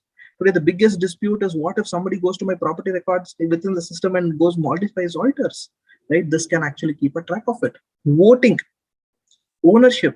Like this, there are a lot of things which are actually blockchain is bringing, right? So a blockchain technology enables complete conclusive verification without a trusted party, right? What the courts, the banks, the authorities, auditors, any of these people, they can just validate the transaction in blockchain and they can get the complete confirmation, right? When it comes to record keeping or auditing, you have an original record, you have an audited record, there's a hash string, you just verify the hash string and therefore you are confirming that a transaction exists, right? And also not to forget the element of a concept or called as oracle. Now, oracles are interesting players. What they do is they try to bridge the gap between two systems which may or may not be within the blockchain. For example, I have one fellow outside the blockchain and another fellow outside another blockchain or within a blockchain. He helps to link both of them by validating it. An example or a use case could be, let's say I am a dealer or I am an insurance company and I'm taking a complaint or a vehicle damage or a theft request. One of the things which I will ask is, please give me a first information report which you filed with your local police. All that I need to do is bring the police department also within the blockchain and it will get validated. But is it possible? The answer is no. They may often not agree. So what you do is you appoint an agent who goes to the police department, verifies, takes the document, validates it, and pushes this into the blockchain. And this person is called as Oracle. Right? So he verifies a real world agent or real world occurrence and submits this information to the blockchain, and therefore is used by what is called as smart contracts. Right? Oracles are being used significantly when they have to interlink multiple blockchains, and that is where use cases can get developed. It is also an area for audit opportunity for chartered accountants. Banking, interbank transactions, clearing, settlement, instant clearing, loan syndication, repository, data security, trade finance, the list is endless. Today, payments are settled through NPCI network, right? And there's only going to increase. NPCI UPI payment is only going to increase. I was reading somewhere the month of May had 3 billion transactions or something like that, right? Who is using this? In the international finance transfer, international trade finance, extensively being used because there is a documentation, you need to work with regulators, you need to work with banks, the multiple players. And what you notice on the left-hand side are consortiums who actually link a few banks. And the beauty is the common players between consortium will help you to deal with one consortium with another consortium. For example, HSBC is common between V.Trade and even HKTFP. So if I have an account with Deutsche Bank and you have an account with ANZ, HSBC will help me to facilitate for a smaller fee, and my transaction will get settled much quicker. Instead of taking 3 days or 5 days for settlement, this can happen much faster, right? So that's exactly how these things are being worked.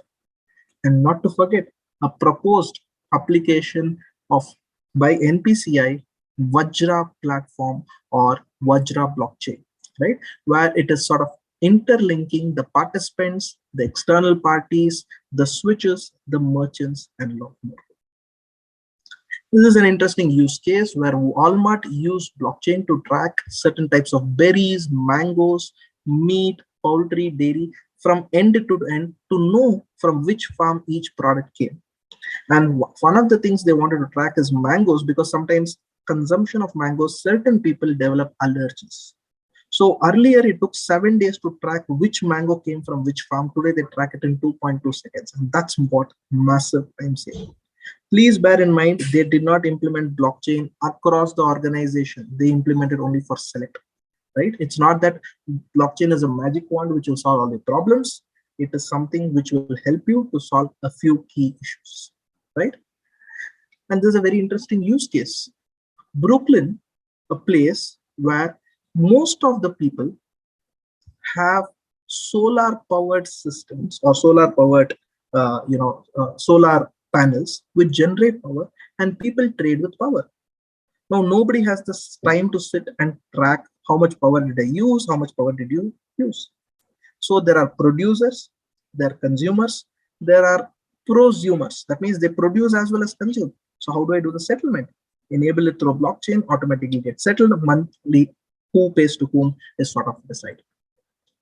Right? In the interest of time, probably I will quickly move on to a few more things towards the end. Right? What is the impact on audit, and how is this making noise today? What is it that I need to be aware of? Right?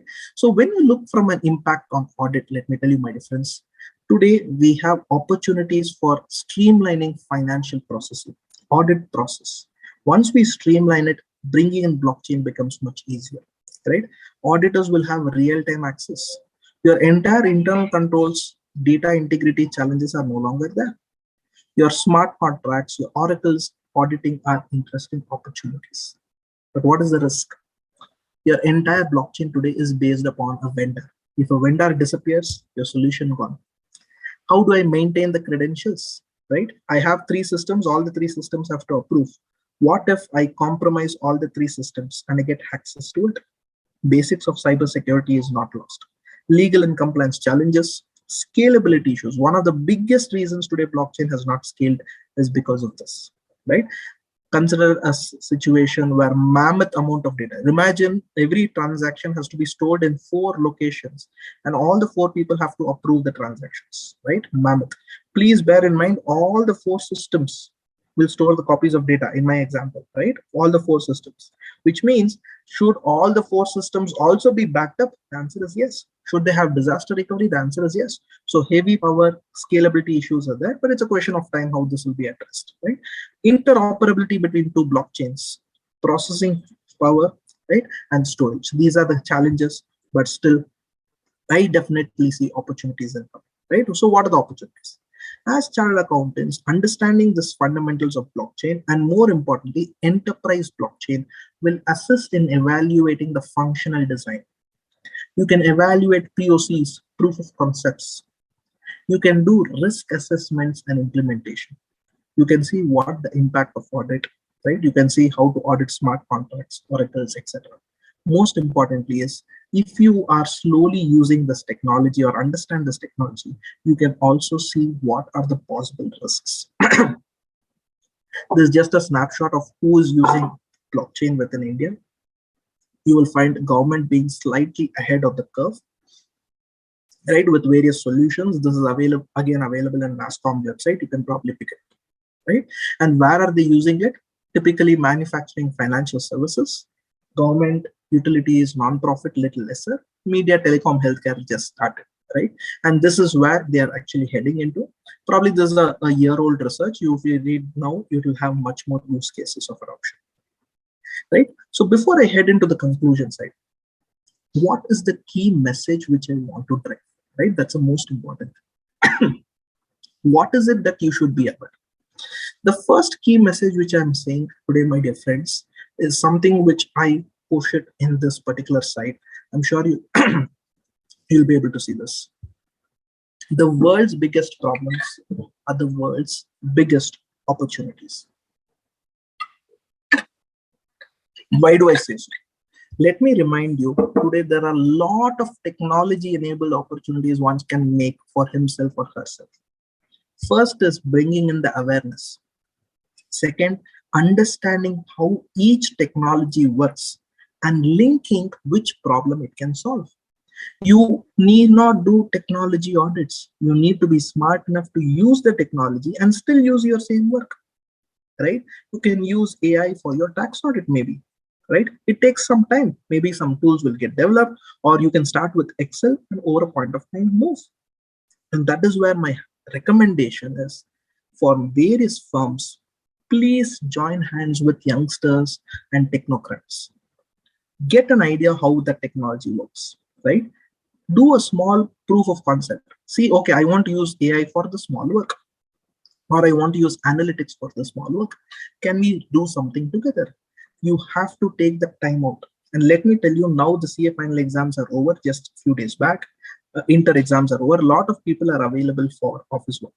Hire people immediately.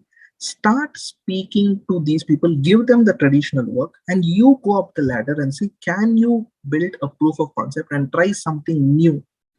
Unless you try, you will never be able to implement, right? So with that quick, thank you so much for giving me this wonderful opportunity, right? So I'm a firm, just a quick view about us. We are basically a firm based out of Bangalore, do interesting things from risk and technology consulting, right? And many of them ask, what are the opportunities when it comes to technology? This slide is just a sample example. It's something which we do in our office day in and day out, right? As just a sample of what are the beautiful opportunities which are available, which you could probably utilize on. Thank you so much. Feel free to reach out to me. My contact credentials are here, and I'll be very happy to probably meet you, see you in person one day. Of course, we are still living in that last phase of that COVID world where, it is still there, but still we have to live with it. But very soon, I hope I will be able to meet each of you. Until then, let's be connected, let's socialize, and let's learn so that we all grow together. Thank you so much. Thank you, Narasimha Ilangovan, for your wonderful presentation. And I have a question from Mr.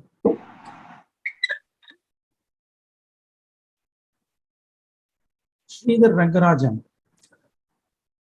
To what extent robotic process automation can be employed in audit process?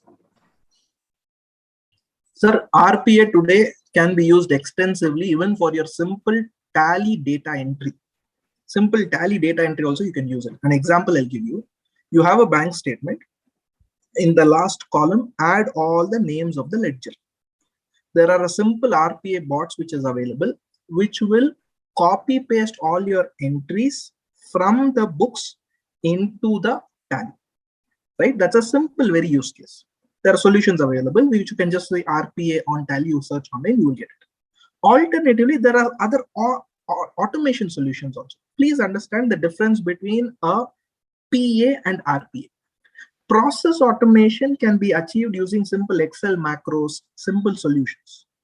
Do I need to bring a robot on top of it is a question which we need to ask. Another example could be Microsoft's website called as Power Automate has got a lot of free robots or bots available. I'll give you one simple example. Let us say you're doing tedious processing for about 100 employees of a company. Now, when in the month of May, you would have filed the TDS returns, Form 16. Now, you will download all of this and you have to send an email to each of the person. If you use a bot, correct? And if you say, this is the email ID, this is the attachment you need to pick up. You just need to do a referencing and send a button. Within 5 minutes, it will send a mail to all of them. You need not sit and do attachments, etc. Right? So there are various ways. Before we go into what technologies, we need to understand what the problem statement is. Of course, technology, right? We need to marry both of them, and that is where our time actually gets in. Thank you.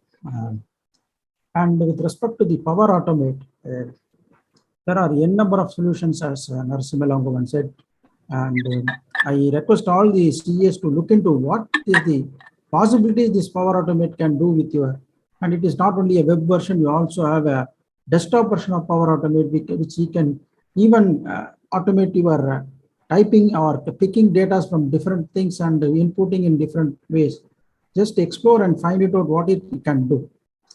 With this, I thank Narasimha for his wonderful presentation. Thank you, sir. And now we will move on to our next session.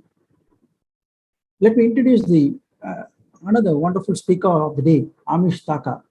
He is a FCA, ISA qualified from ICAI, a CISA and CSASM qualification from ISACA. He has 22 years of sterling international experience in rendering export professional services in the field of forensic audit, investigation, system audit, data analytics, machine learning, process re-engineering in ERP, SAP, CBS environment, security reviews, risk-based audit, compliance and assurance operations, process reviews, and various business advisory services. His training experience is been 13 plus years of ISA course as faculty and moderator, 8 plus years of FAFD course on as a faculty, session taken across India, Dubai, and Bahrain. Designed course structure for 3-day workshop on data analytics using CAT tools and conducted hands-on practical training across India. He is an advisor providing suggestions and guidance for various courses of IT committees of ICA. And conducted sessions at Gujarat Science Forensic University for executive management course on forensic accounting. Trained income tax official at ACIT, ITO, AO grade at National Academic for Direct Taxes on data analytics and forensic accounting. Is a visiting faculty at ITM Sion, an Institute of Technology and Management for executive management courses. Visiting faculty for 13 years at various prestigious institutes, colleges in Mumbai, MCC College, Kelkar College, SIES College Sion, Somaya College Ghatkopar for accounts, finance, banking, and insurance courses and MCOM courses. With this brief introduction, let me introduce CA Amish Thakur to you. Amish Thakur, you can take the proceedings from your side. Thank you. Thank you, Anand, for introducing me to the participants, and a very warm good evening to each one of you who's there, whom I can see and whom I can't see, but I know that you all are there. And without wasting much time, let us quickly jumpstart on the topic. All right. Let me share my screen.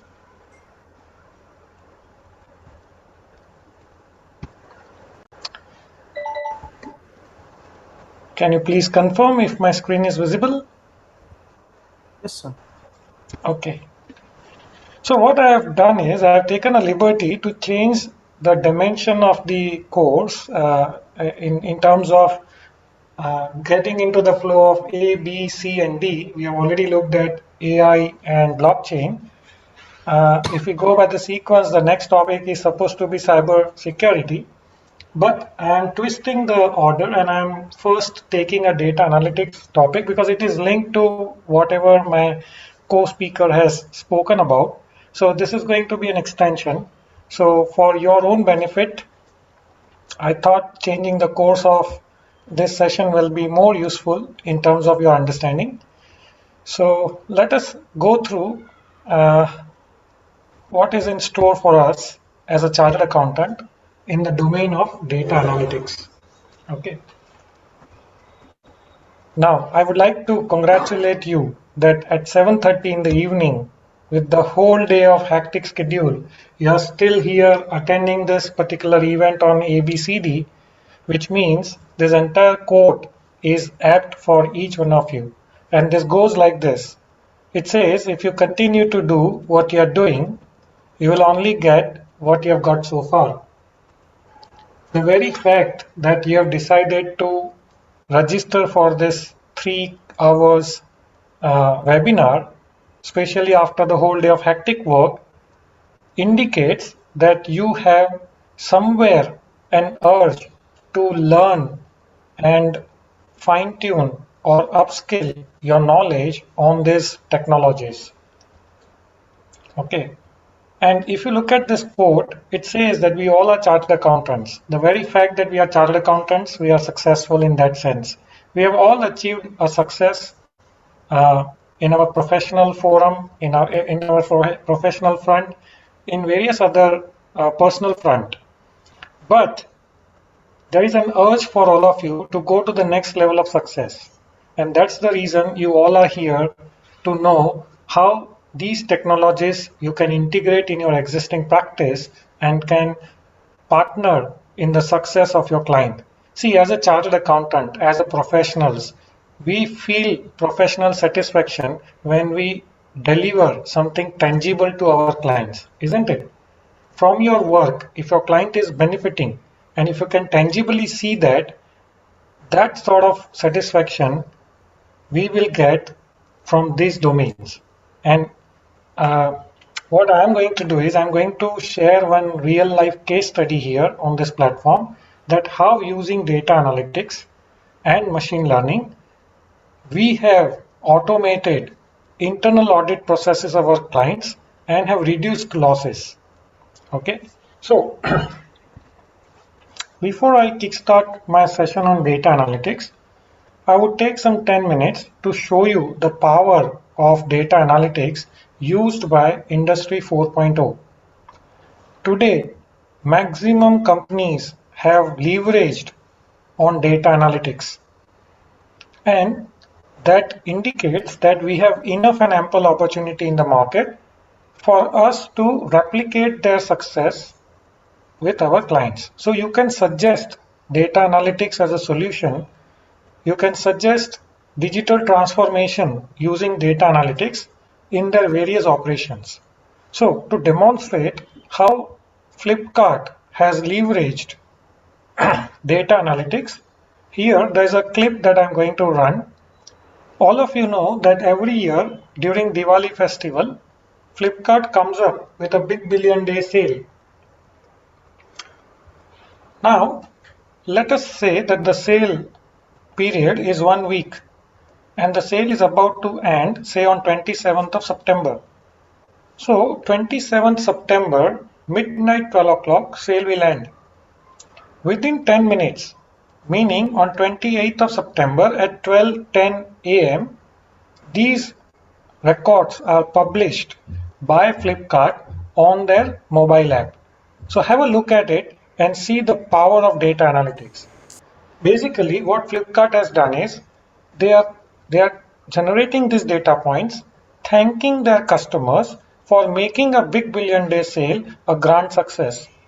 Look at the number of amount saved by the customers during the sale period. 100 million, sorry, 100 billion is the amount saved by the customers only during 7 days period. Look at what top highlights has to say. Total visitors who have visited the site during this week is 27 times the capacity of cricket stadium of the entire world. Okay, look at this. Credit extended is equal to 32,000 world tours can be sponsored.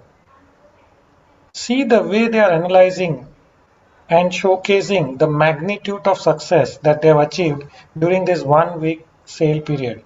Fastest phone delivery, 20 minutes. Yeah, look at some more madness report.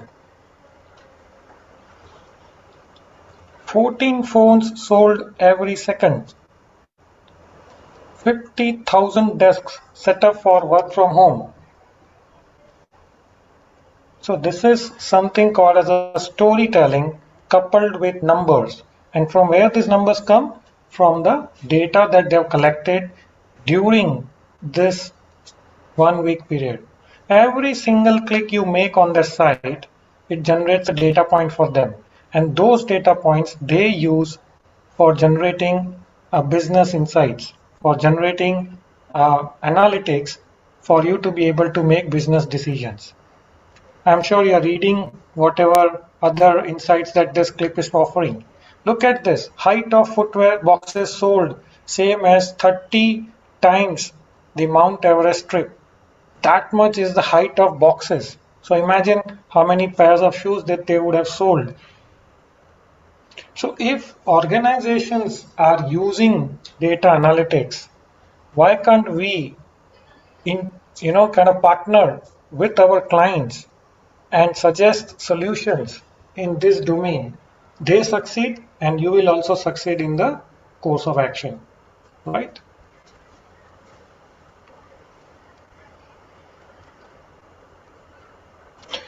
So the point I'm trying to drive here is that if they can analyze this data just to thank the customer, imagine that what sort of data that they must be collecting for generating business insights. Okay, so this brings us to the next slide, which says that information, which is data, is an oil of 21st century. Okay, top 10 richest people in the world today are the ones who have tons of data. Jeff Bezos, world's richest person, have tons of data of their user and they make millions of rupees using these data points. But data alone cannot generate revenue.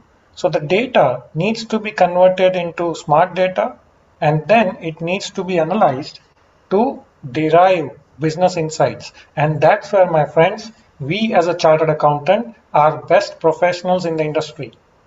You know what? We chartered accountants have a commercial and a business acumen. We are good in numbers, we are good in compliance, we are good in audit, and that's what businesses need. They have tons of data points, they don't know what to do with that. And that's where you and I can come in and help businesses convert this big data into smart data and finally in making decisions. Let me tell you, friends, today moving to digital is not a fashion. It is not a kind of a style statement. It is necessity. Okay, today if I ask you, do you know Facebook? You will laugh at me, no? You will say, sir, you're mad. You don't know. You're asking me something basic. If I ask you, do you know how to use WhatsApp? People will laugh at me. Similarly, friends, today, management of Industry 4.0 is expecting that chartered accountants of today's world at least know what is ABCD. And that's the very reason DAP committee is taking initiative to arrange courses like this very frequently pan-India. Okay.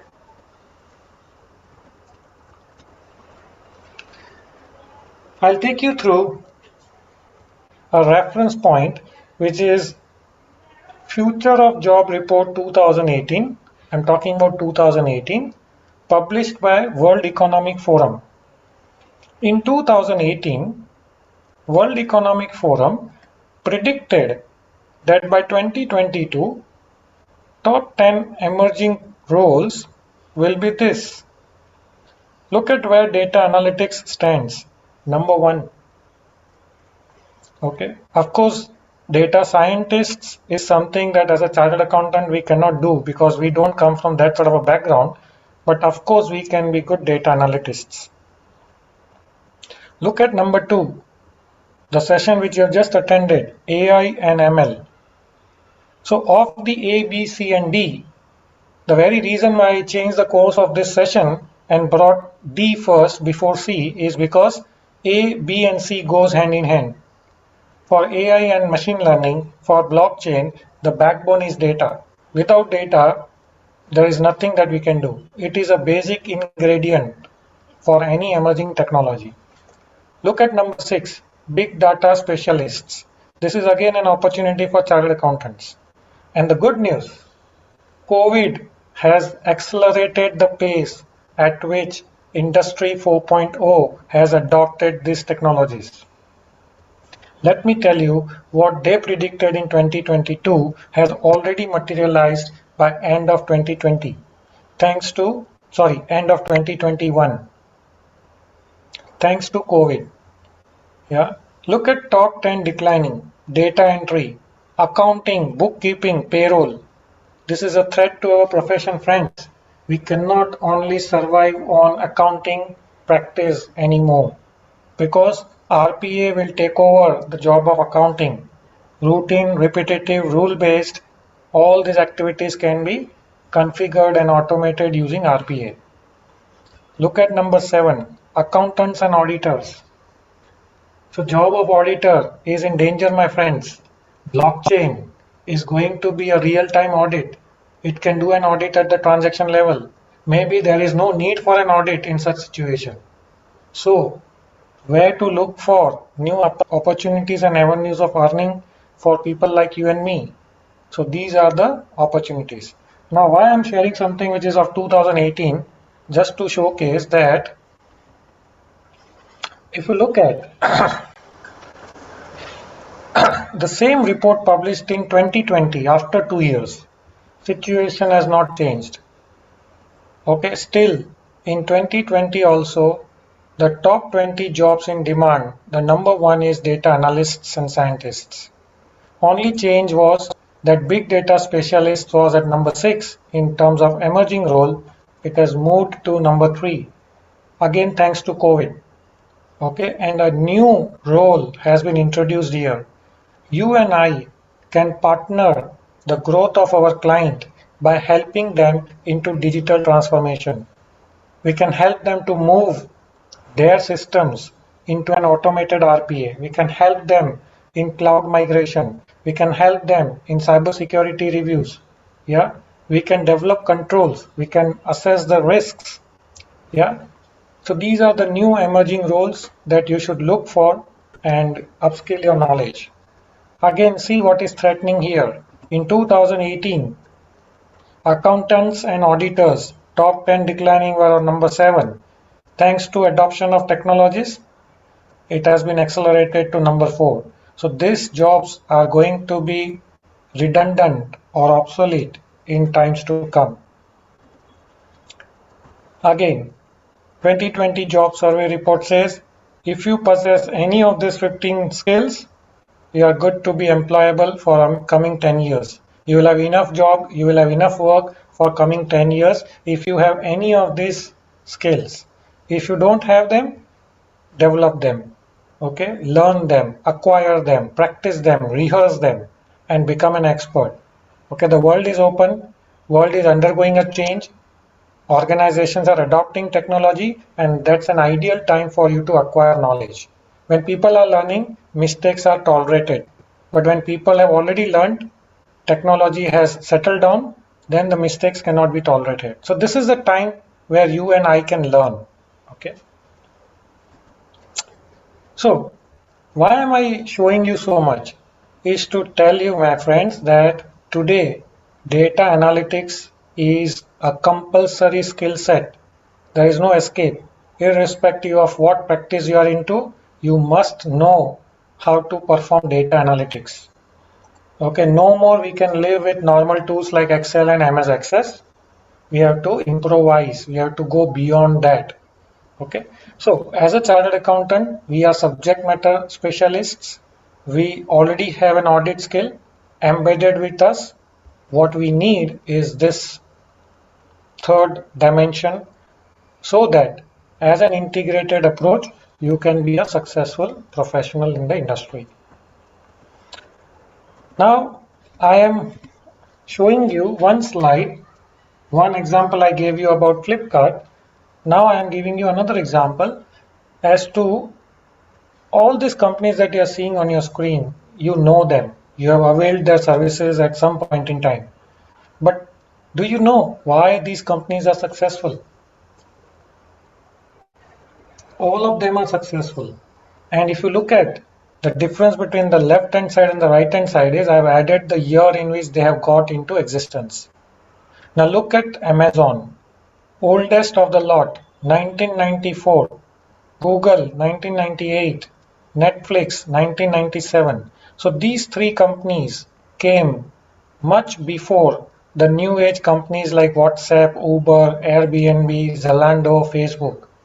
But they are still successful than the companies who have come into existence after 10 years or 15 years.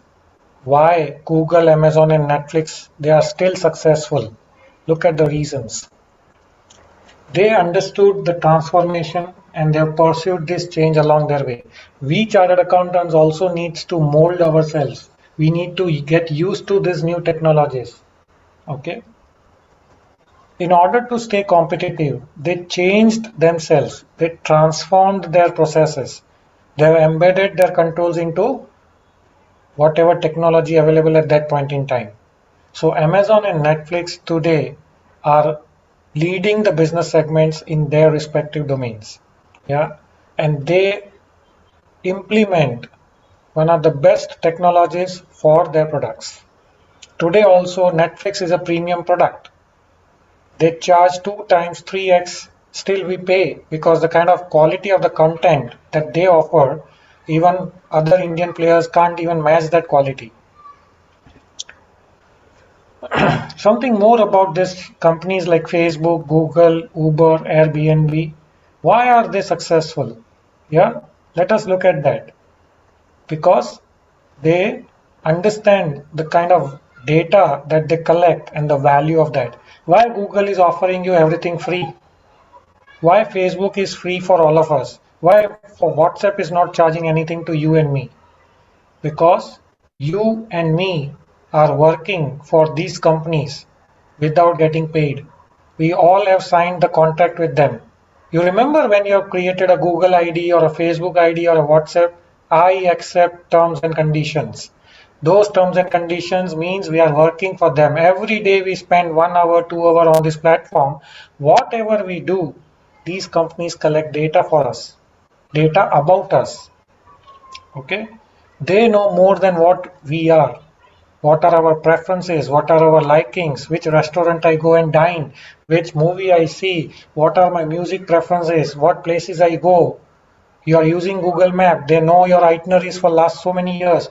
You use Uber. They know which restaurant you go very frequently, which mall you go, which airport you travel frequently. What are the periods where your travel is at the peak? Everything about you they know more than you because you are using their services every day.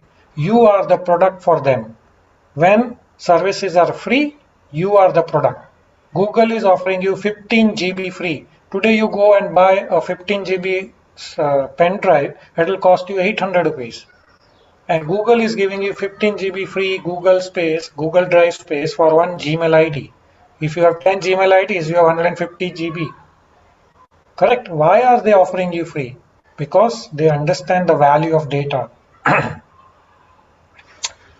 One more fact, Uber, Airbnb, one of the topmost companies in their respective business domain, they do not own any asset. Airbnb do not have any hotel owned by them. Uber do not own any fleet. No single taxi is owned by Uber. Still, they are biggest in their business. Why? Just because they bring people together through data. They know what you need and they can connect to the service provider, because service providers don't know what you need. They don't have that much data about you. So creating a platform to collect the data is what is their business. Okay, and you are the products. I am the product if I'm using Facebook, WhatsApp, and Google. Okay, something similar, but for the paucity of time, I will not go into much detail. But similarly, one example I'll cite here about Amazon. Look at this number. 1/3 of their product sale, Amazon's product sale, I'm talking, my friends, one of the largest company in the world, third of their sale is generated using recommendation engine. Huge. Using algorithms, you are prompting the customers to buy product. 1/3 of the sale. Imagine the value we are talking about in billions. Okay, how it works. I'll give you a simple example. Of the thousands of parameters which Amazon analyzes about the customer, they create a recommendation engine and they use filters like this. It can be user-based filter, it can be item-based, it can be n number of filters. Okay, so for our discussion purpose, since the time allotted to me was 1.5 hours, I thought of just taking a simple example to make you understand how recommendation engine for Amazon is generating the sale for them. So let me explain you how user-based filtering works. So if you see, there are 3 characters in this image. Let us name them. Let us name them by famous Bollywood movies like Pooja, Priya, and Rahul. Okay, so Pooja, when goes to Amazon site to buy fruits, what Pooja buys?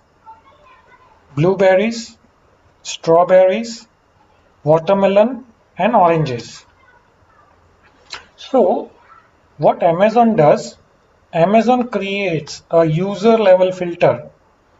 Okay, so Pooja is one of the customer who always buys these 4 products, this 4 fruit combination every time. So a newly generated filter based on the buying pattern of Pooja is created. Now see what happens. When Priya goes to the site to buy fruits, she is only buying strawberry. So recommendation engine understands the buying pattern of Priya, but no recommendation is provided to Priya because Priya is just buying one product out of the 4. But when Rahul goes to the site, places an order for a strawberry and a melon, recommendation engine activates. Recommendation engine automatically tags the Rahul as a customer to Pooja. So this tagging happens by recommendation engine based on the existing purchase orders placed by Rahul, and Rahul will be given a recommendation to buy oranges as well as blueberries. Now, interesting thing is, if I recommend something plainly, if I say that, hey Rahul, please buy these 2 more products because Pooja has bought it and some other customers similar to Pooja has bought it, maybe Rahul is not interested. So what they do, they lure the customer, they entice the customer by giving some analytics, some data points.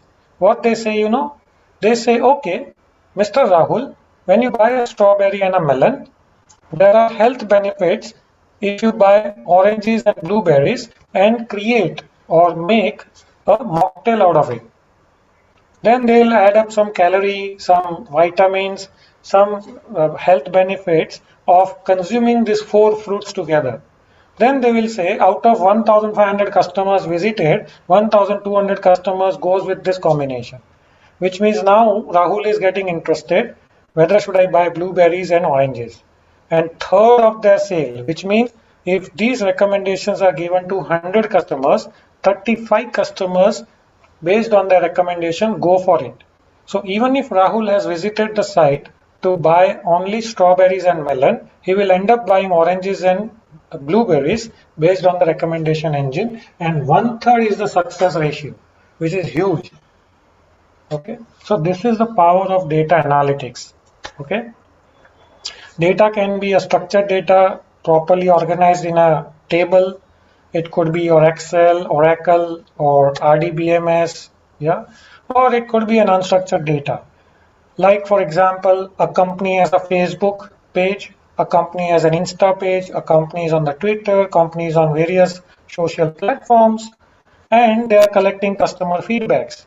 Like the other day, I went to Decathlon and I bought a cycle for my daughter. So after a week or so, Decathlon sends me an email saying that please review your purchases. After 1 month, they will again send a message and say review your purchases after a 1 month of use. And they give me an opportunity. I can record instead of typing, or I can upload a video, or I can upload a photo, or I can simply type. So unstructured data collected from me could be in the form of an audio, video, or a feed, or a text message, or any reviews that I've uploaded. So all that becomes an unstructured data. And then there are big data tools like Hadoop, Apache. They process this data, big data converted into smart data, and will be used for making business decisions. I would like to just take a small pause to see if there are any questions, because I can't see myself when I'm on my screen. Any questions I've got, Anand, so far?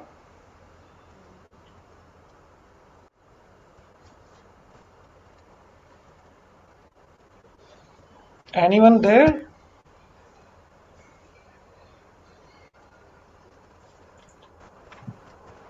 Any questions I've got so far which I can answer?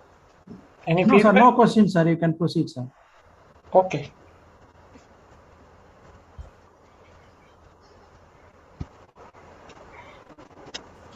All right.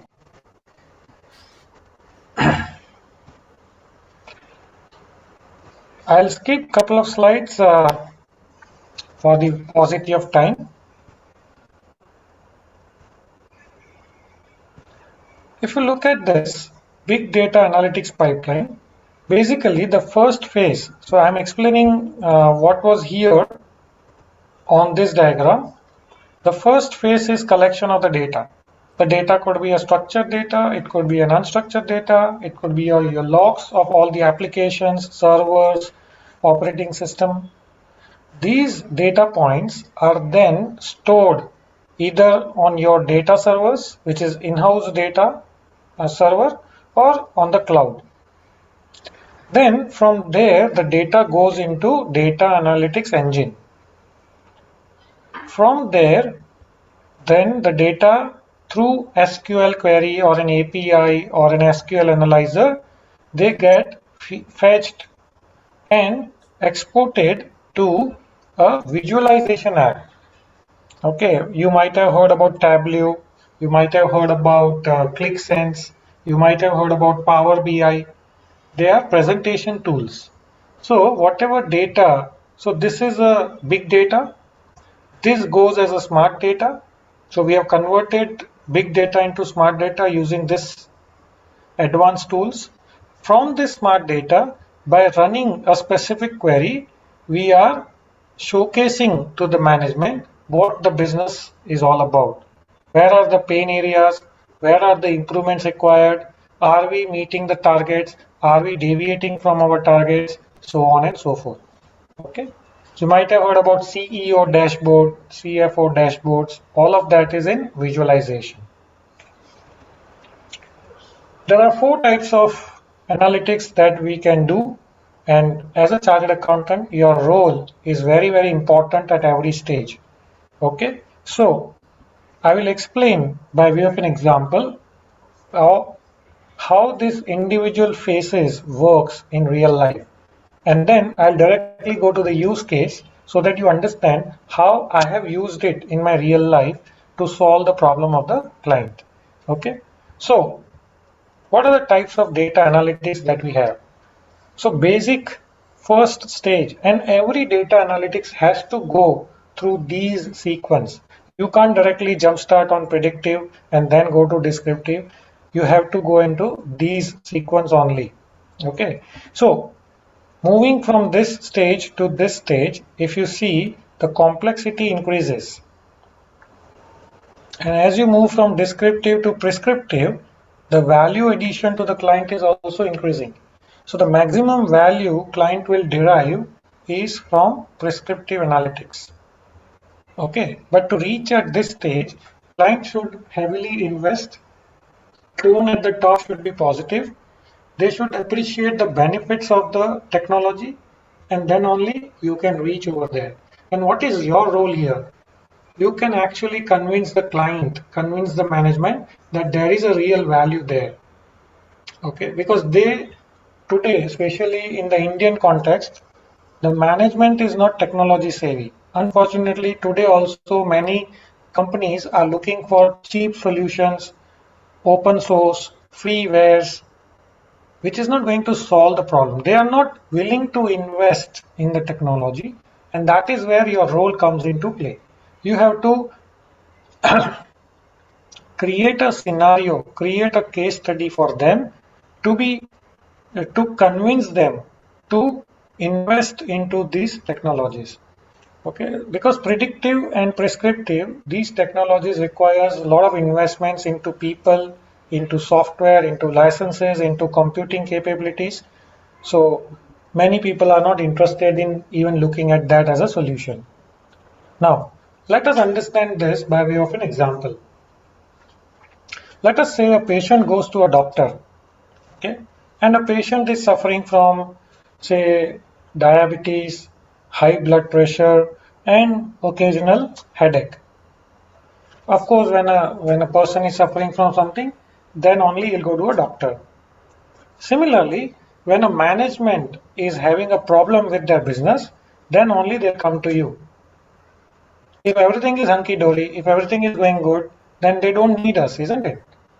But luckily, everything is never good. Somewhere something is always wrong.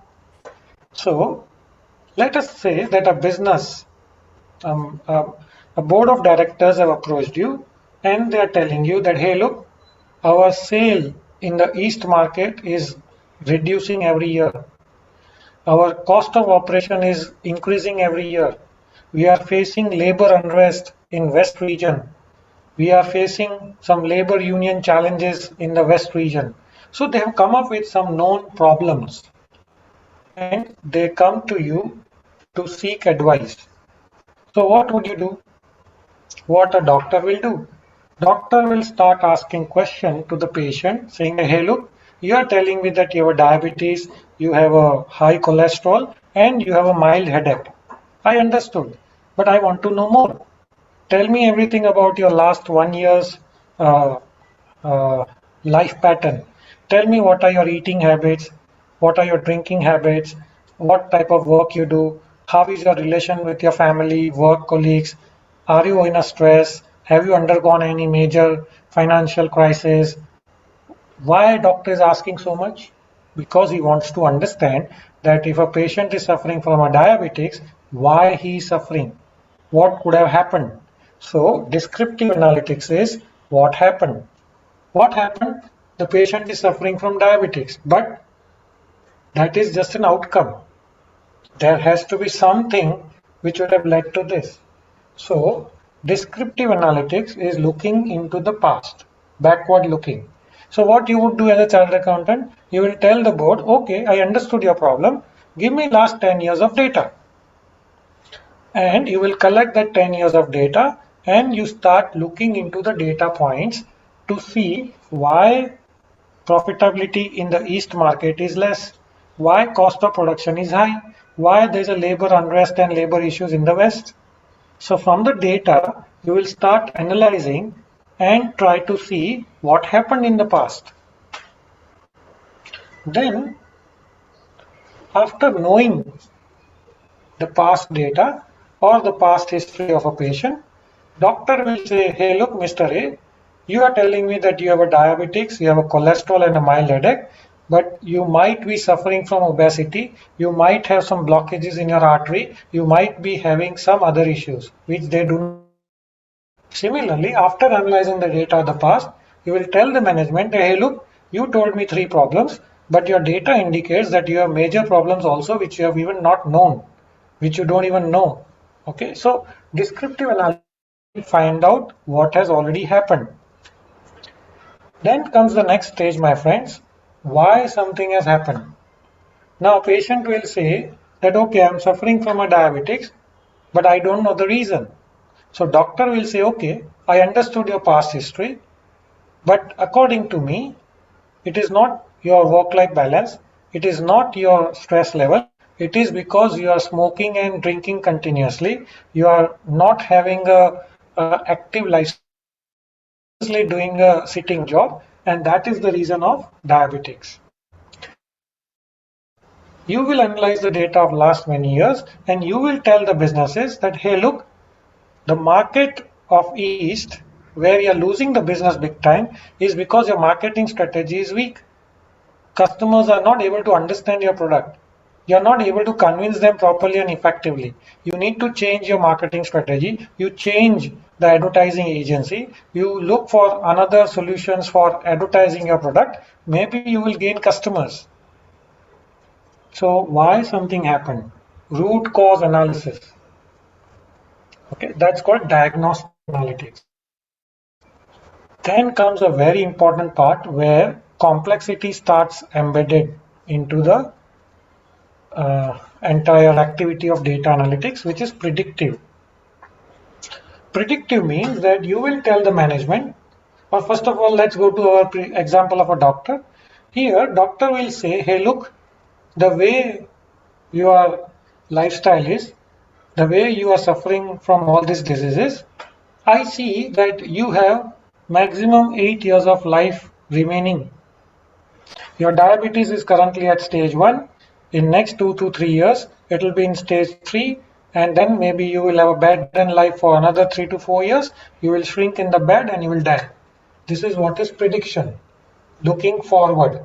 This is backward. Predictive is looking forward.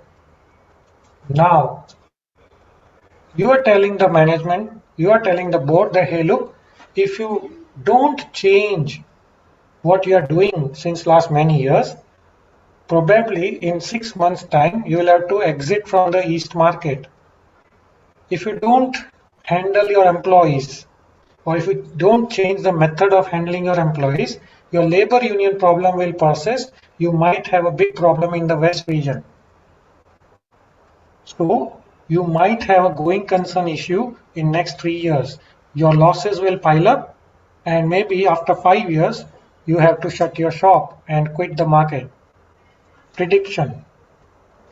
Now, obviously, nobody likes to die. So a patient will ask a doctor, hey, look, I don't want to live 8 years. I want to live another 50 years. What am I supposed to do? So doctor will take a piece of paper and will write a prescription. What doctor will say? Take these medicines slowly and gradually over a period of 3 months, quit smoking and drinking, start yoga, start exercising. Okay, every 15 minutes, stand up, walk, have the blood circulation. Yeah, do some asanas, which means you have to take some action. Prescriptive means taking an action. Similarly, board of directors will tell you, hey, Mr. Chartered Accountant, now tell me what am I supposed to do? So based on the data that you have analyzed, okay, you will find a solution to avoid the situation that you have predicted. Okay. So this is how this entire life cycle of data analytics works. Now, client has 2 options and the patient also has a 2 option. Patient goes to home, wife says what happened? He says doctor is foolish. Doctor को कुछ समझ में नहीं आता है. Doctor is saying that I'll die over 8 years. Doctor is bullshit. I am not relying on him and he does nothing. So he has paid the consulting fees to the doctor. He has not acted upon what doctors have advised him, and obviously the result is known to everybody. The other option is he believes in the doctor, starts following up the prescription, takes the medicine, takes the effort to leave the alcohol and smoking, and over a period of time sees the improvement. Now, prescriptive analytics requires regular monitoring, which means what? Say for example, doctor, every time you go to a doctor, doctor will say, visit me after 1 week, show me again after 10 days. Why? Because it might happen that the medicines that he has suggested or prescribed may have a side effect, may have an allergic issue, may create another problem. So doctor will say, okay, start this course, see me after 10 days. After 10 days, he'll say, come and see me after 1 month. After 1 month, he'll say, come and see me after 2 months. So he will increase the frequency of time where you have to meet. Similarly, friends, once you suggest something to your client, overnight the change will not happen. You have to constantly monitor the progress, do an analysis of the development, see whether any course correction is required, and handle the client till end, till he really comes out of the problem. So it's a long association. It will keep you engaged for many years. It's very highly rewarding area of practice, and 2 or 3 assignments, okay, is equivalent to 50 statutory audits. The fee is that much. 2 to 3 assignments in this domain is equivalent to 50 statutory audit fees. So you can do the math. Okay. So I'll skip few of the slides now and we'll go directly to the roadmap ahead. Now, if my session has created some inquisitiveness within you, and if you wish to know that how do I pursue my career ahead, what am I supposed to do? So here is a roadmap for you. Start an understanding and gain a knowledge on these tools to begin with. Start with Excel, MS Data, MS Office, Oracle, RDBMS, then gain an access to the CAD tools. After spending few years on CAD tools, then go for advanced tools like visualization, as I mentioned, SAS, Tableau, ClickSense. Go and understand programming languages if that excites you more. Okay, I don't go into programming. I hire programmers and get the program developed because I don't have enough time to sit and learn programming. There are people available at a throwaway price. There are plenty of programmers available who can program a software for you. So, but if you are interested, if you don't want to rely on somebody, you can go with programming languages like R and Python. So these are some of the examples of spreadsheets, databases, CAD tools, ACL idea arbiters, put together 45% of the market. Yeah, these 3 tools are used by 45% of the industry players, top 10 audit firms. CAG uses this tool for their audit purposes. Very, very prominent tools. Then visualization tools, you can look at them, programming languages, and this is Apex. If you reach to this level, you are at the peak of this practice. The only handful of people who are, well versed with these tools and highly in demand. Your start package would be somewhere close to 1 crore. Okay, minimum. All right, so now 5 minutes I'll take on case study to show you how we have solved the problem. See, when the client comes, they come with a problem. And when they should leave us, they should be happy. Okay, that's where your winning is. So a client approached me, okay, and the client was having a problem. What was the problem? That they were loading money into ATM. They collect the cash from bank. They have their vans. In their van, they go and load money into ATM. It's a good margin business. The margin is in double digit. But 3 to 4%, 7 to 8% of their EBITDA was exposed on theft of cash. So the people who are collecting money from bank, loading it into ATM, they are stealing the money. So 3 to 4% of, 7 to 8% of their profit, EBITDA, was cash theft. Now they had an audit department. These companies were loading money in 30,000 ATM pan India, 30,000 ATM pan India, and they had a team of 39 to 40 people traveling, going to the ATM location, physically counting the cash to identify the cash theft. And whatever, say 1 crore, 2 crore a month, they would identify as a theft by physically visiting, the recovery was only 10% because by that time the details were available. So they came up to us to see whether we can help them detect this theft before it is going to happen. So they were saying that our audit function is the post-mortem. Theft has already happened, and when we go and do an audit, we come to know. Till then, we don't know. And when we do an audit, we have 40 people, we have 30,000 ATM. Today, if I go to Assam and do an audit of that ATM, next I'll go only after 60 days. So one audit done, that person who is loading the money will come to know that the auditor will come again after 60 days. So he will steal the money. The next day the audit has happened and he will flee. So by that time the auditor goes again, that person has already left, not traceable. So what we did, we followed that step: descriptive, diagnostic, predictive, and prescriptive. So we identified certain red flag parameters from descriptive analytics. We said, okay, give us the last 10 years data.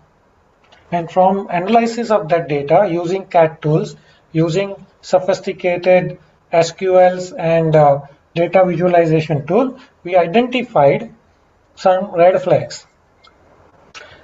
Red flags were based on the manufacturers of ATM.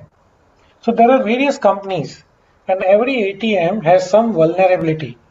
So we identified those vulnerabilities. We identified the pattern of theft happened in the past on which make of the ATM most of the thefts are happening. Second red flag was locking mechanism. So there were manual ATMs, semi-automatic ATMs and digital ATMs. So surprisingly, what we found was semi-automatic ATMs were having maximum number of cash theft cases. And wherever Windows XP version was there, the theft was happening in those machines. This came out of analysis of millions of records, okay, of last 10 years. Then location was one of the red flag. We found out from data analytics that Naxalite area, rural area, isolated area, where it is very difficult to go and reach to that ATM, that's where the theft was happening. Okay, because now for it's a RBI regulation that for every ATM that you deploy in city, you have to deploy proportionately. Say 10 ATMs in city, 2 you have to deploy in rural and isolated area. It is a mandate. So they have to mandatorily keep the ATM into such location. And imagine your ATM is in Naxalite area. Of course, there's a high probability of theft. Now, we found that any ATM which is attached to the bank branch, the theft was less. But the ATMs which are not attached to the bank branch, the theft was more. We also found that wherever there's a lobby camera, pinhole camera, security guard, the theft were less. All that we could make out from data analytics, descriptive analytics. Okay. Now we found few more interesting facts which even businesses were not aware of. Okay. As I told you, patient goes with diabetics, high cholesterol and headache, and doctor saying, no, you have some other issues. So this is what we found out. Even client was not aware. We found out that those ATMs where closing cash balance was more than average daily withdrawal. Suppose the ATM is in a marketplace, okay, and every day the withdrawal is 2 lakh rupees. But in that ATM, every day, despite 2 lakh, the balance was more than 2 lakh. So why do we have to keep so much of high balance in such ATMs? They'll never run out of cash. So it is very easy for a person to withdraw and steal money out of such ATMs. This is interesting. What we did, in ATM, when you open the chest of an ATM, the timer starts. it says that exactly at 10 o'clock, 3 minutes, 52 seconds, the chest was opened. And you load the cache and you close the chest. When you close the chest, again the time is recorded. So we checked with the client how much time it takes to load a cache. They said if the if the person, the custodian, is trained, it takes 35 seconds maximum. 35 seconds. We gave a benefit of doubt. We said 50 seconds is our threshold. Any ATM where the money loaded took more than 50 seconds, we analyzed and we found that wherever the time taken was more, there was a cache theft incident. Okay, so not going into much detail, these are n number of thousands of points that we have identified. What we then did, using machine learning, we feeded all these elements into the software and we told the software that, hey, look, we have 30,000 ATMs. Using these red flags, give me the probability into red, orange, and green. Red means that there is a high possibility that there is a cache theft or it is about to happen. So what we do, out of 30,000, the algorithm will show us, say, 200 ATMs.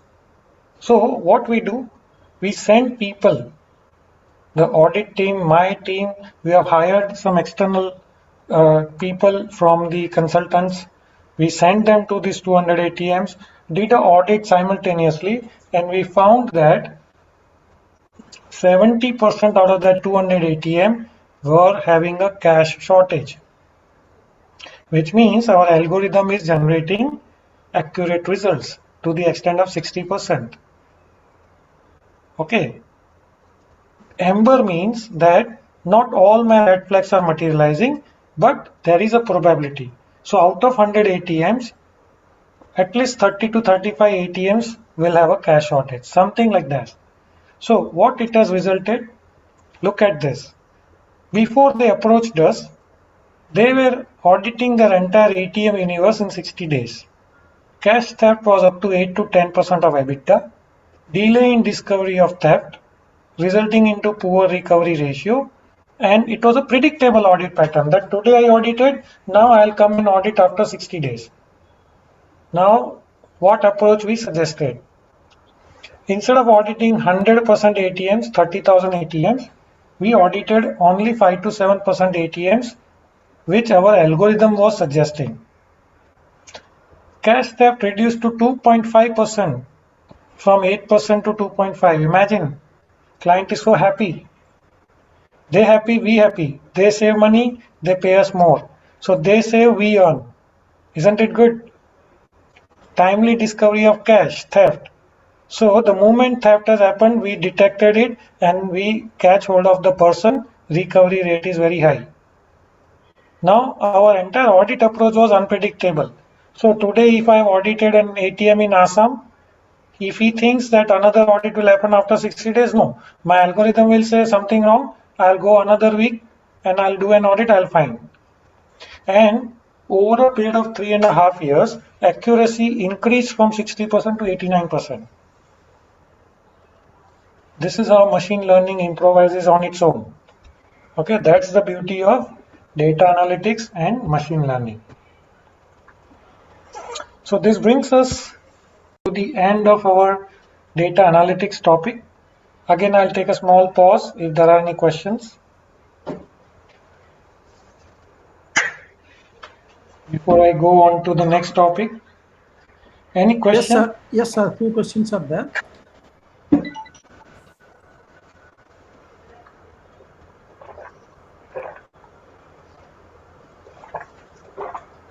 Yes. Few of them has asked what is the best course for learning data analysis, and few have asked for what are the data extraction tools available. Okay, so I'll first answer the second one. Data extraction tools as such are not specified tools available. Every application has a feature of exporting the data. So there is no need for you to buy data extraction tool. Okay, so for example, Tally. You can extract data from Tally in any format you want, starting from TXT format to a print format to a PDF to an Excel to a DBase or an MS Access. Similarly, you go work on any ERP. ERP is compatible to export data in any format. So data extraction tools as such is not required. If you are using CAT tools, they are also able to import the data. Okay. Second question, what are the courses to be done? There are plenty of courses, but specifically for this domain, I would suggest use these tools and learn. Certification in this domain is not going to help. Today, whatever work I've done for my clients, nobody had asked me for any certification. They see what we have done in this domain. So best is you work with people who are into this, do a joint venture or, associate with them for few projects, learn these tools in real life scenario and improvise your experience. Still, if you want to do some courses, then I would suggest go with reputed organizations whose certification is being acknowledged or accepted by the organization. Okay. All right. Now we have got some 20 minutes left.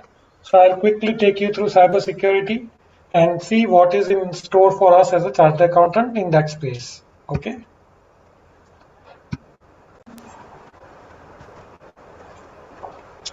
My friends, cybersecurity is an emerging area. Okay. Cybersecurity is a domain where certifications are going to be required. Okay. Unlike data analytics, here in this domain, you have to go for some courses. Okay. I'll suggest few courses at the end, but this is a very specialized domain. Okay. You can be a cybersecurity expert. You can be a cyber lawyer also. There are lawyers who only practice in cybersecurity. They are not chartered accountants, but specialized into this domain. And cybersecurity is more of a compliance in nature in India. So most of the clients will go with cybersecurity because the regulations are imposing the requirements onto them. Okay. So why cybersecurity? Why cybersecurity? Because it is important to implement a cybersecurity program to protect resources. Now, what resources we are talking about? See, when an organization is using technology, then there are 5 components to it: hardware, software, network, people, and information. Now, what are we talking about when we are talking about cybersecurity? We are talking about network. We are talking about information. Okay.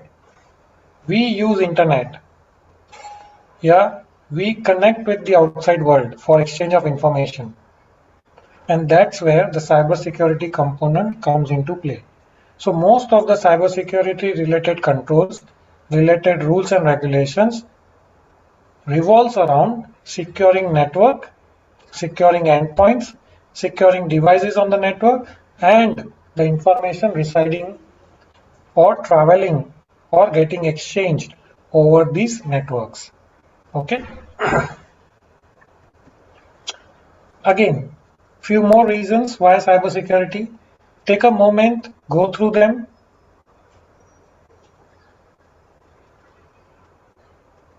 Plenty of hacking incidences, plenty of cyber crimes happening. And as I told you, 2 primary objectives: protect network and protect information. Okay. So these are the reasons why cybersecurity is needed. And here are some of the statistics to show you why cybersecurity is an important domain for chartered accountants. The more the crime, the more the requirement of chartered accountants who are in this domain, an expert in this domain, to mitigate this risk. So in a way, cyber crimes is generating employment opportunities for us. Okay. Look at the statistics, look at the volume. They speak for themselves. Okay. Now, the biggest issue today is the 90% of the hackers use encryption. It is very, very difficult to detect the cybercrime fraudster. Even cyber cell in India or globally of advanced countries, they are finding it difficult to do a backtracking to see from where the hacking happened. Okay, ransomware attacks are increasing.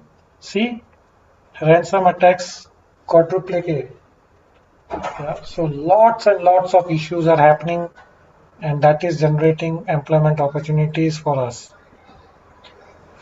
Which are the factors that will affect cybersecurity? So it all depends upon your client, but majorly technology as well as the business plan. They are the ones which will decide about how much cybersecurity needs to be deployed in an organization.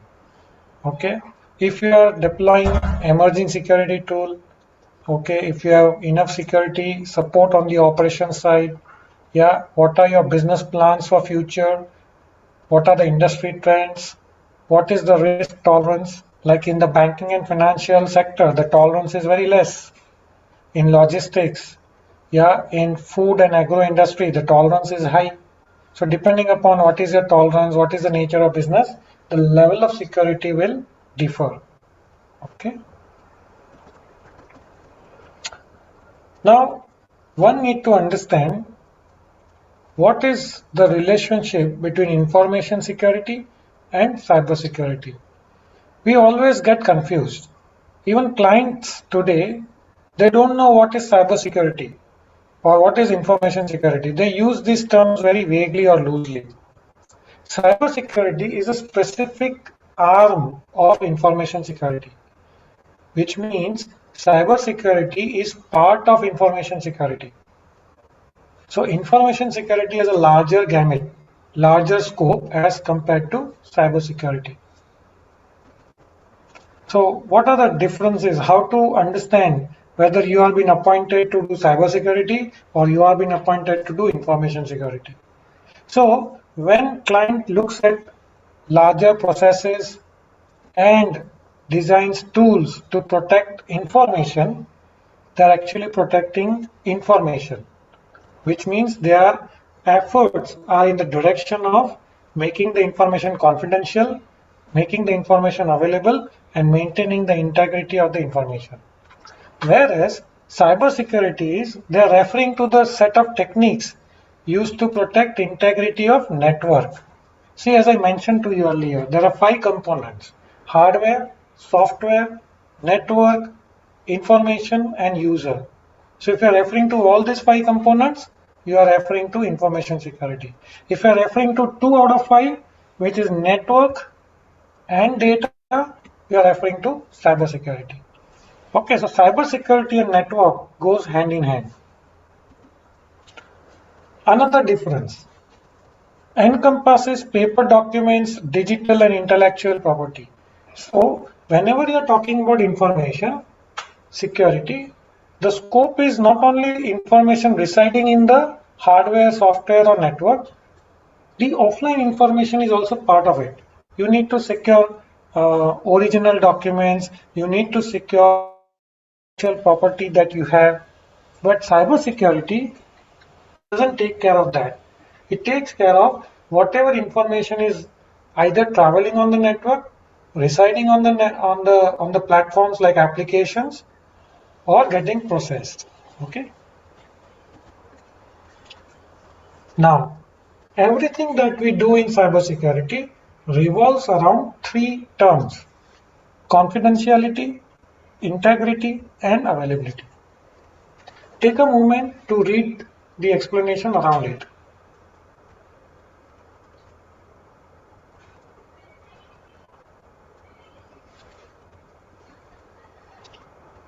So CIA is a foundation of entire cybersecurity services. Okay, where the network is available when it is needed. I'm trying to access a website, but website is down. I'm trying to book a Ola cab, but Ola application is down. availability is an issue, and because of which I'm losing the business. If Ola application is down, do I need to wait till the application is up and running? No, I'll immediately switch to Uber. If Uber is also down, I'll go to the road, I'll show hand and hire the cab, or I'll go to Meru, or I'll go to any other operator.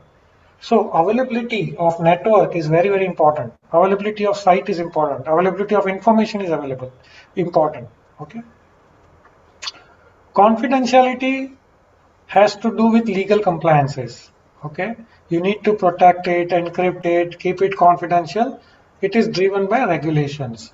And most importantly, if the information is available and it is secretly kept, but whatever you are maintaining is not reliable, then that is of no use. So you are protecting something which is of no use.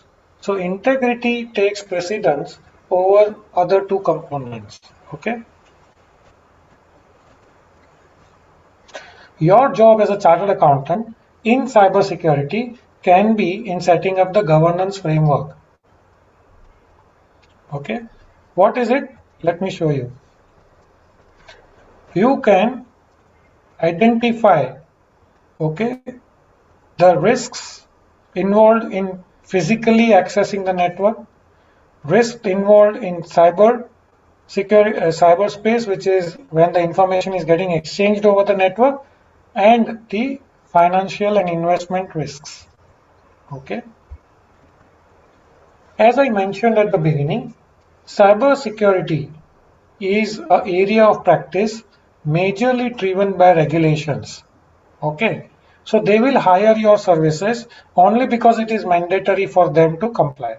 Like income tax audits, like your bank audits, like your IRDA or SEBI audits, like your GST audit. This is also going to be a mandatory compliance, and therefore people will look for services from chartered accountants. This is the snapshot of global requirements for data privacy and for which cybersecurity comes into act.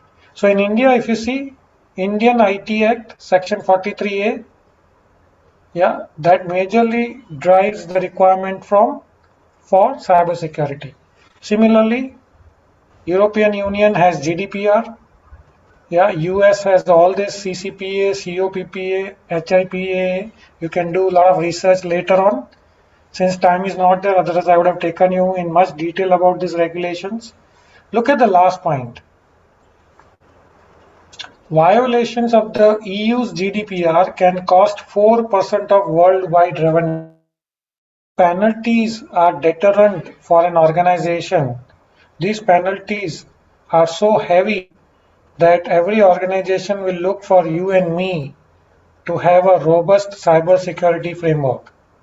Because if it's a European Union organization and if they fail to demonstrate to the regulator that they have enough controls in place to protect the network and information, they are exposed to 4%,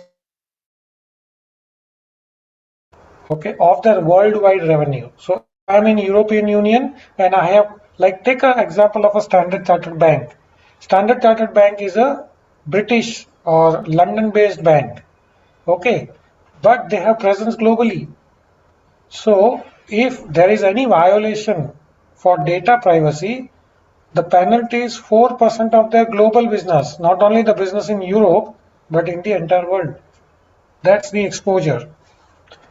So basically, we look cybersecurity as a compliance, either a contractual obligation.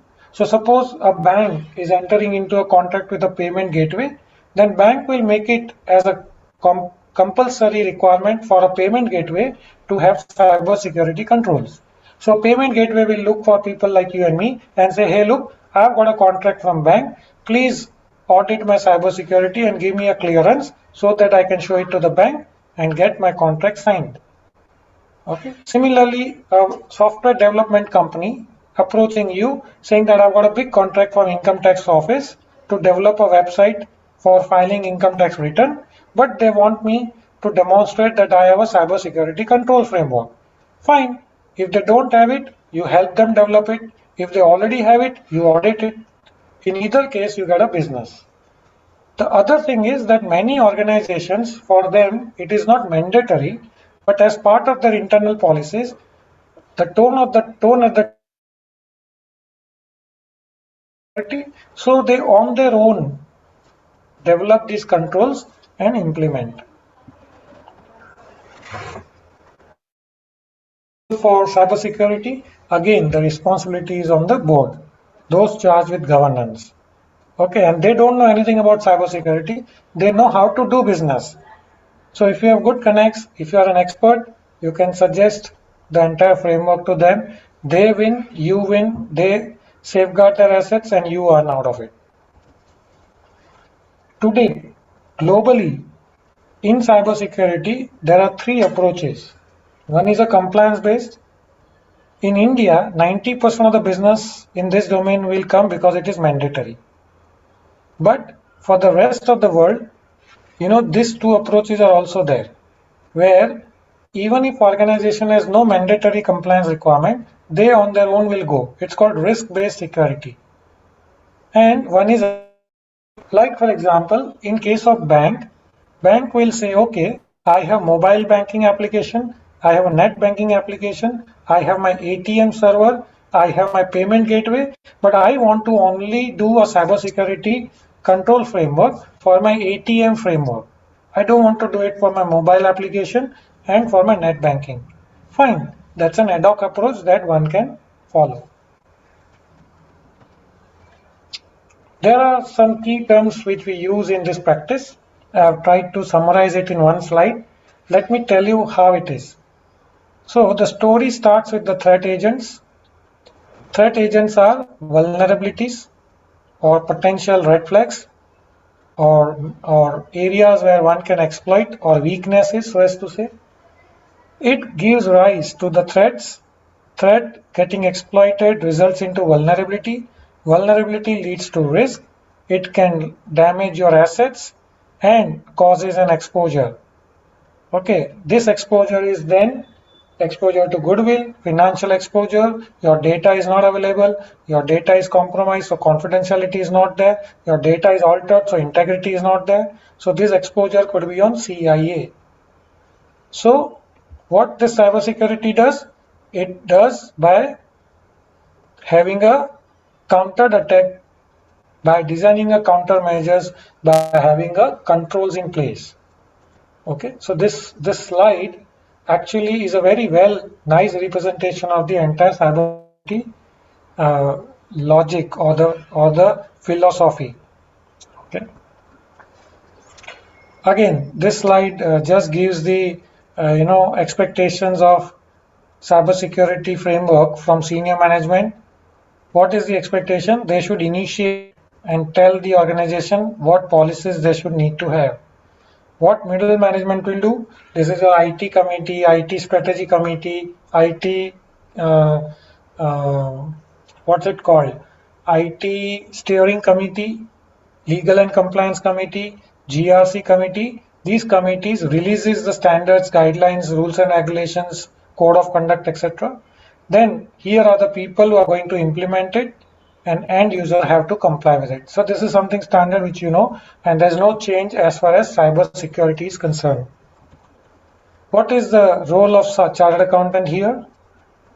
At every stage you can contribute for the implementation of implementation of cybersecurity governance. Okay, you can define a plan for them. You can define what is to be secured.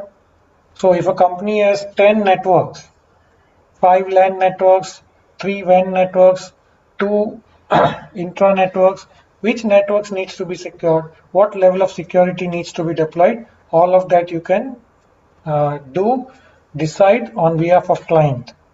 Okay. So a lot of it that you can do. We don't have enough time to go into detail of it, but just a snapshot of where you can be handy to them. So what type of security policies organizations today define? So one comes from tone at the top, one comes out of issue. So if the hack has already happened, if the vulnerability is already exploited, then a specific policy is created to to ensure that such event do not recur again in future. So it's called issue specific policy, and then system specific policy. For internet, there's a separate policy. For intranet, there's a separate policy. For accessing the data server, there's a separate policy. So depending upon what system, you can define different cybersecurity policies. Okay. All right. Yeah. Fine. So I think this is what I am supposed to cover in the cybersecurity space. Hope these two domains that I have narrated in whatever 90 minutes time that was given to me would have given you some insights in terms of what is in store for us, how data analytics and cybersecurity are getting integrated in the industry, and what is it that we can do for them. So with this, I thank you very much and hand over the further course of proceedings to Anand. Thank you, sir, for your wonderful presentation. And one of the question that arises is, what is the best course for cybersecurity? Okay. Again, let me share again the screen and I'll show you directly which are the courses that you should do. Right now, cybersecurity, as I said, one is there's a law qualification that you can pursue from your respective state. It's a state level qualification. And if you want to do something best which is acceptable globally, then today ISACA is the only organization, is only a body whose courses are accepted globally. Like CISA, CSAM, these are the courses which we already know, which they offer us. Let me show you them. So if you see here, when you go, you can click on credentials. So these are the popular qualifications that they offer, which has a global acceptance.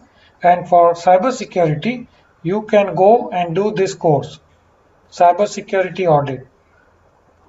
Okay, you can do this as well, CSX. This is also one of the course which is gaining a lot of popularity.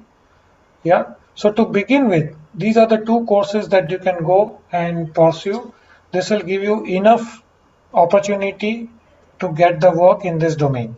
And then of course you can, you know what you say, if you are really keen to go full-fledged, then you become a lawyer and go for the law certification from the respective state colleges.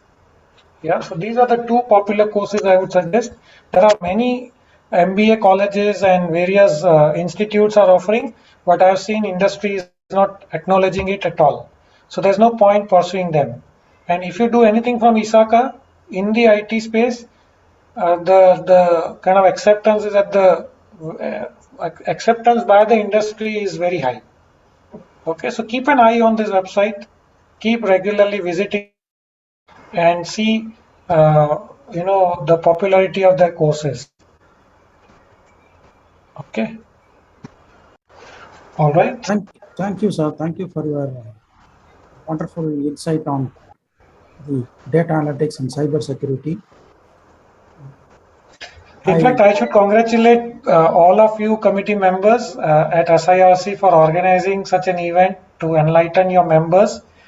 And I'm sure this session would have really helped them to gain a lot of insights on these emerging technologies. So thank you to all of you as well. Yes, sir. Thank you. Thank you for your wonderful presentation, sir.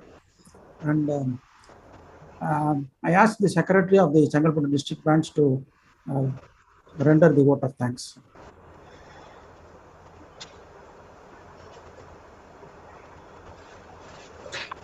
Yeah, very good evening to all.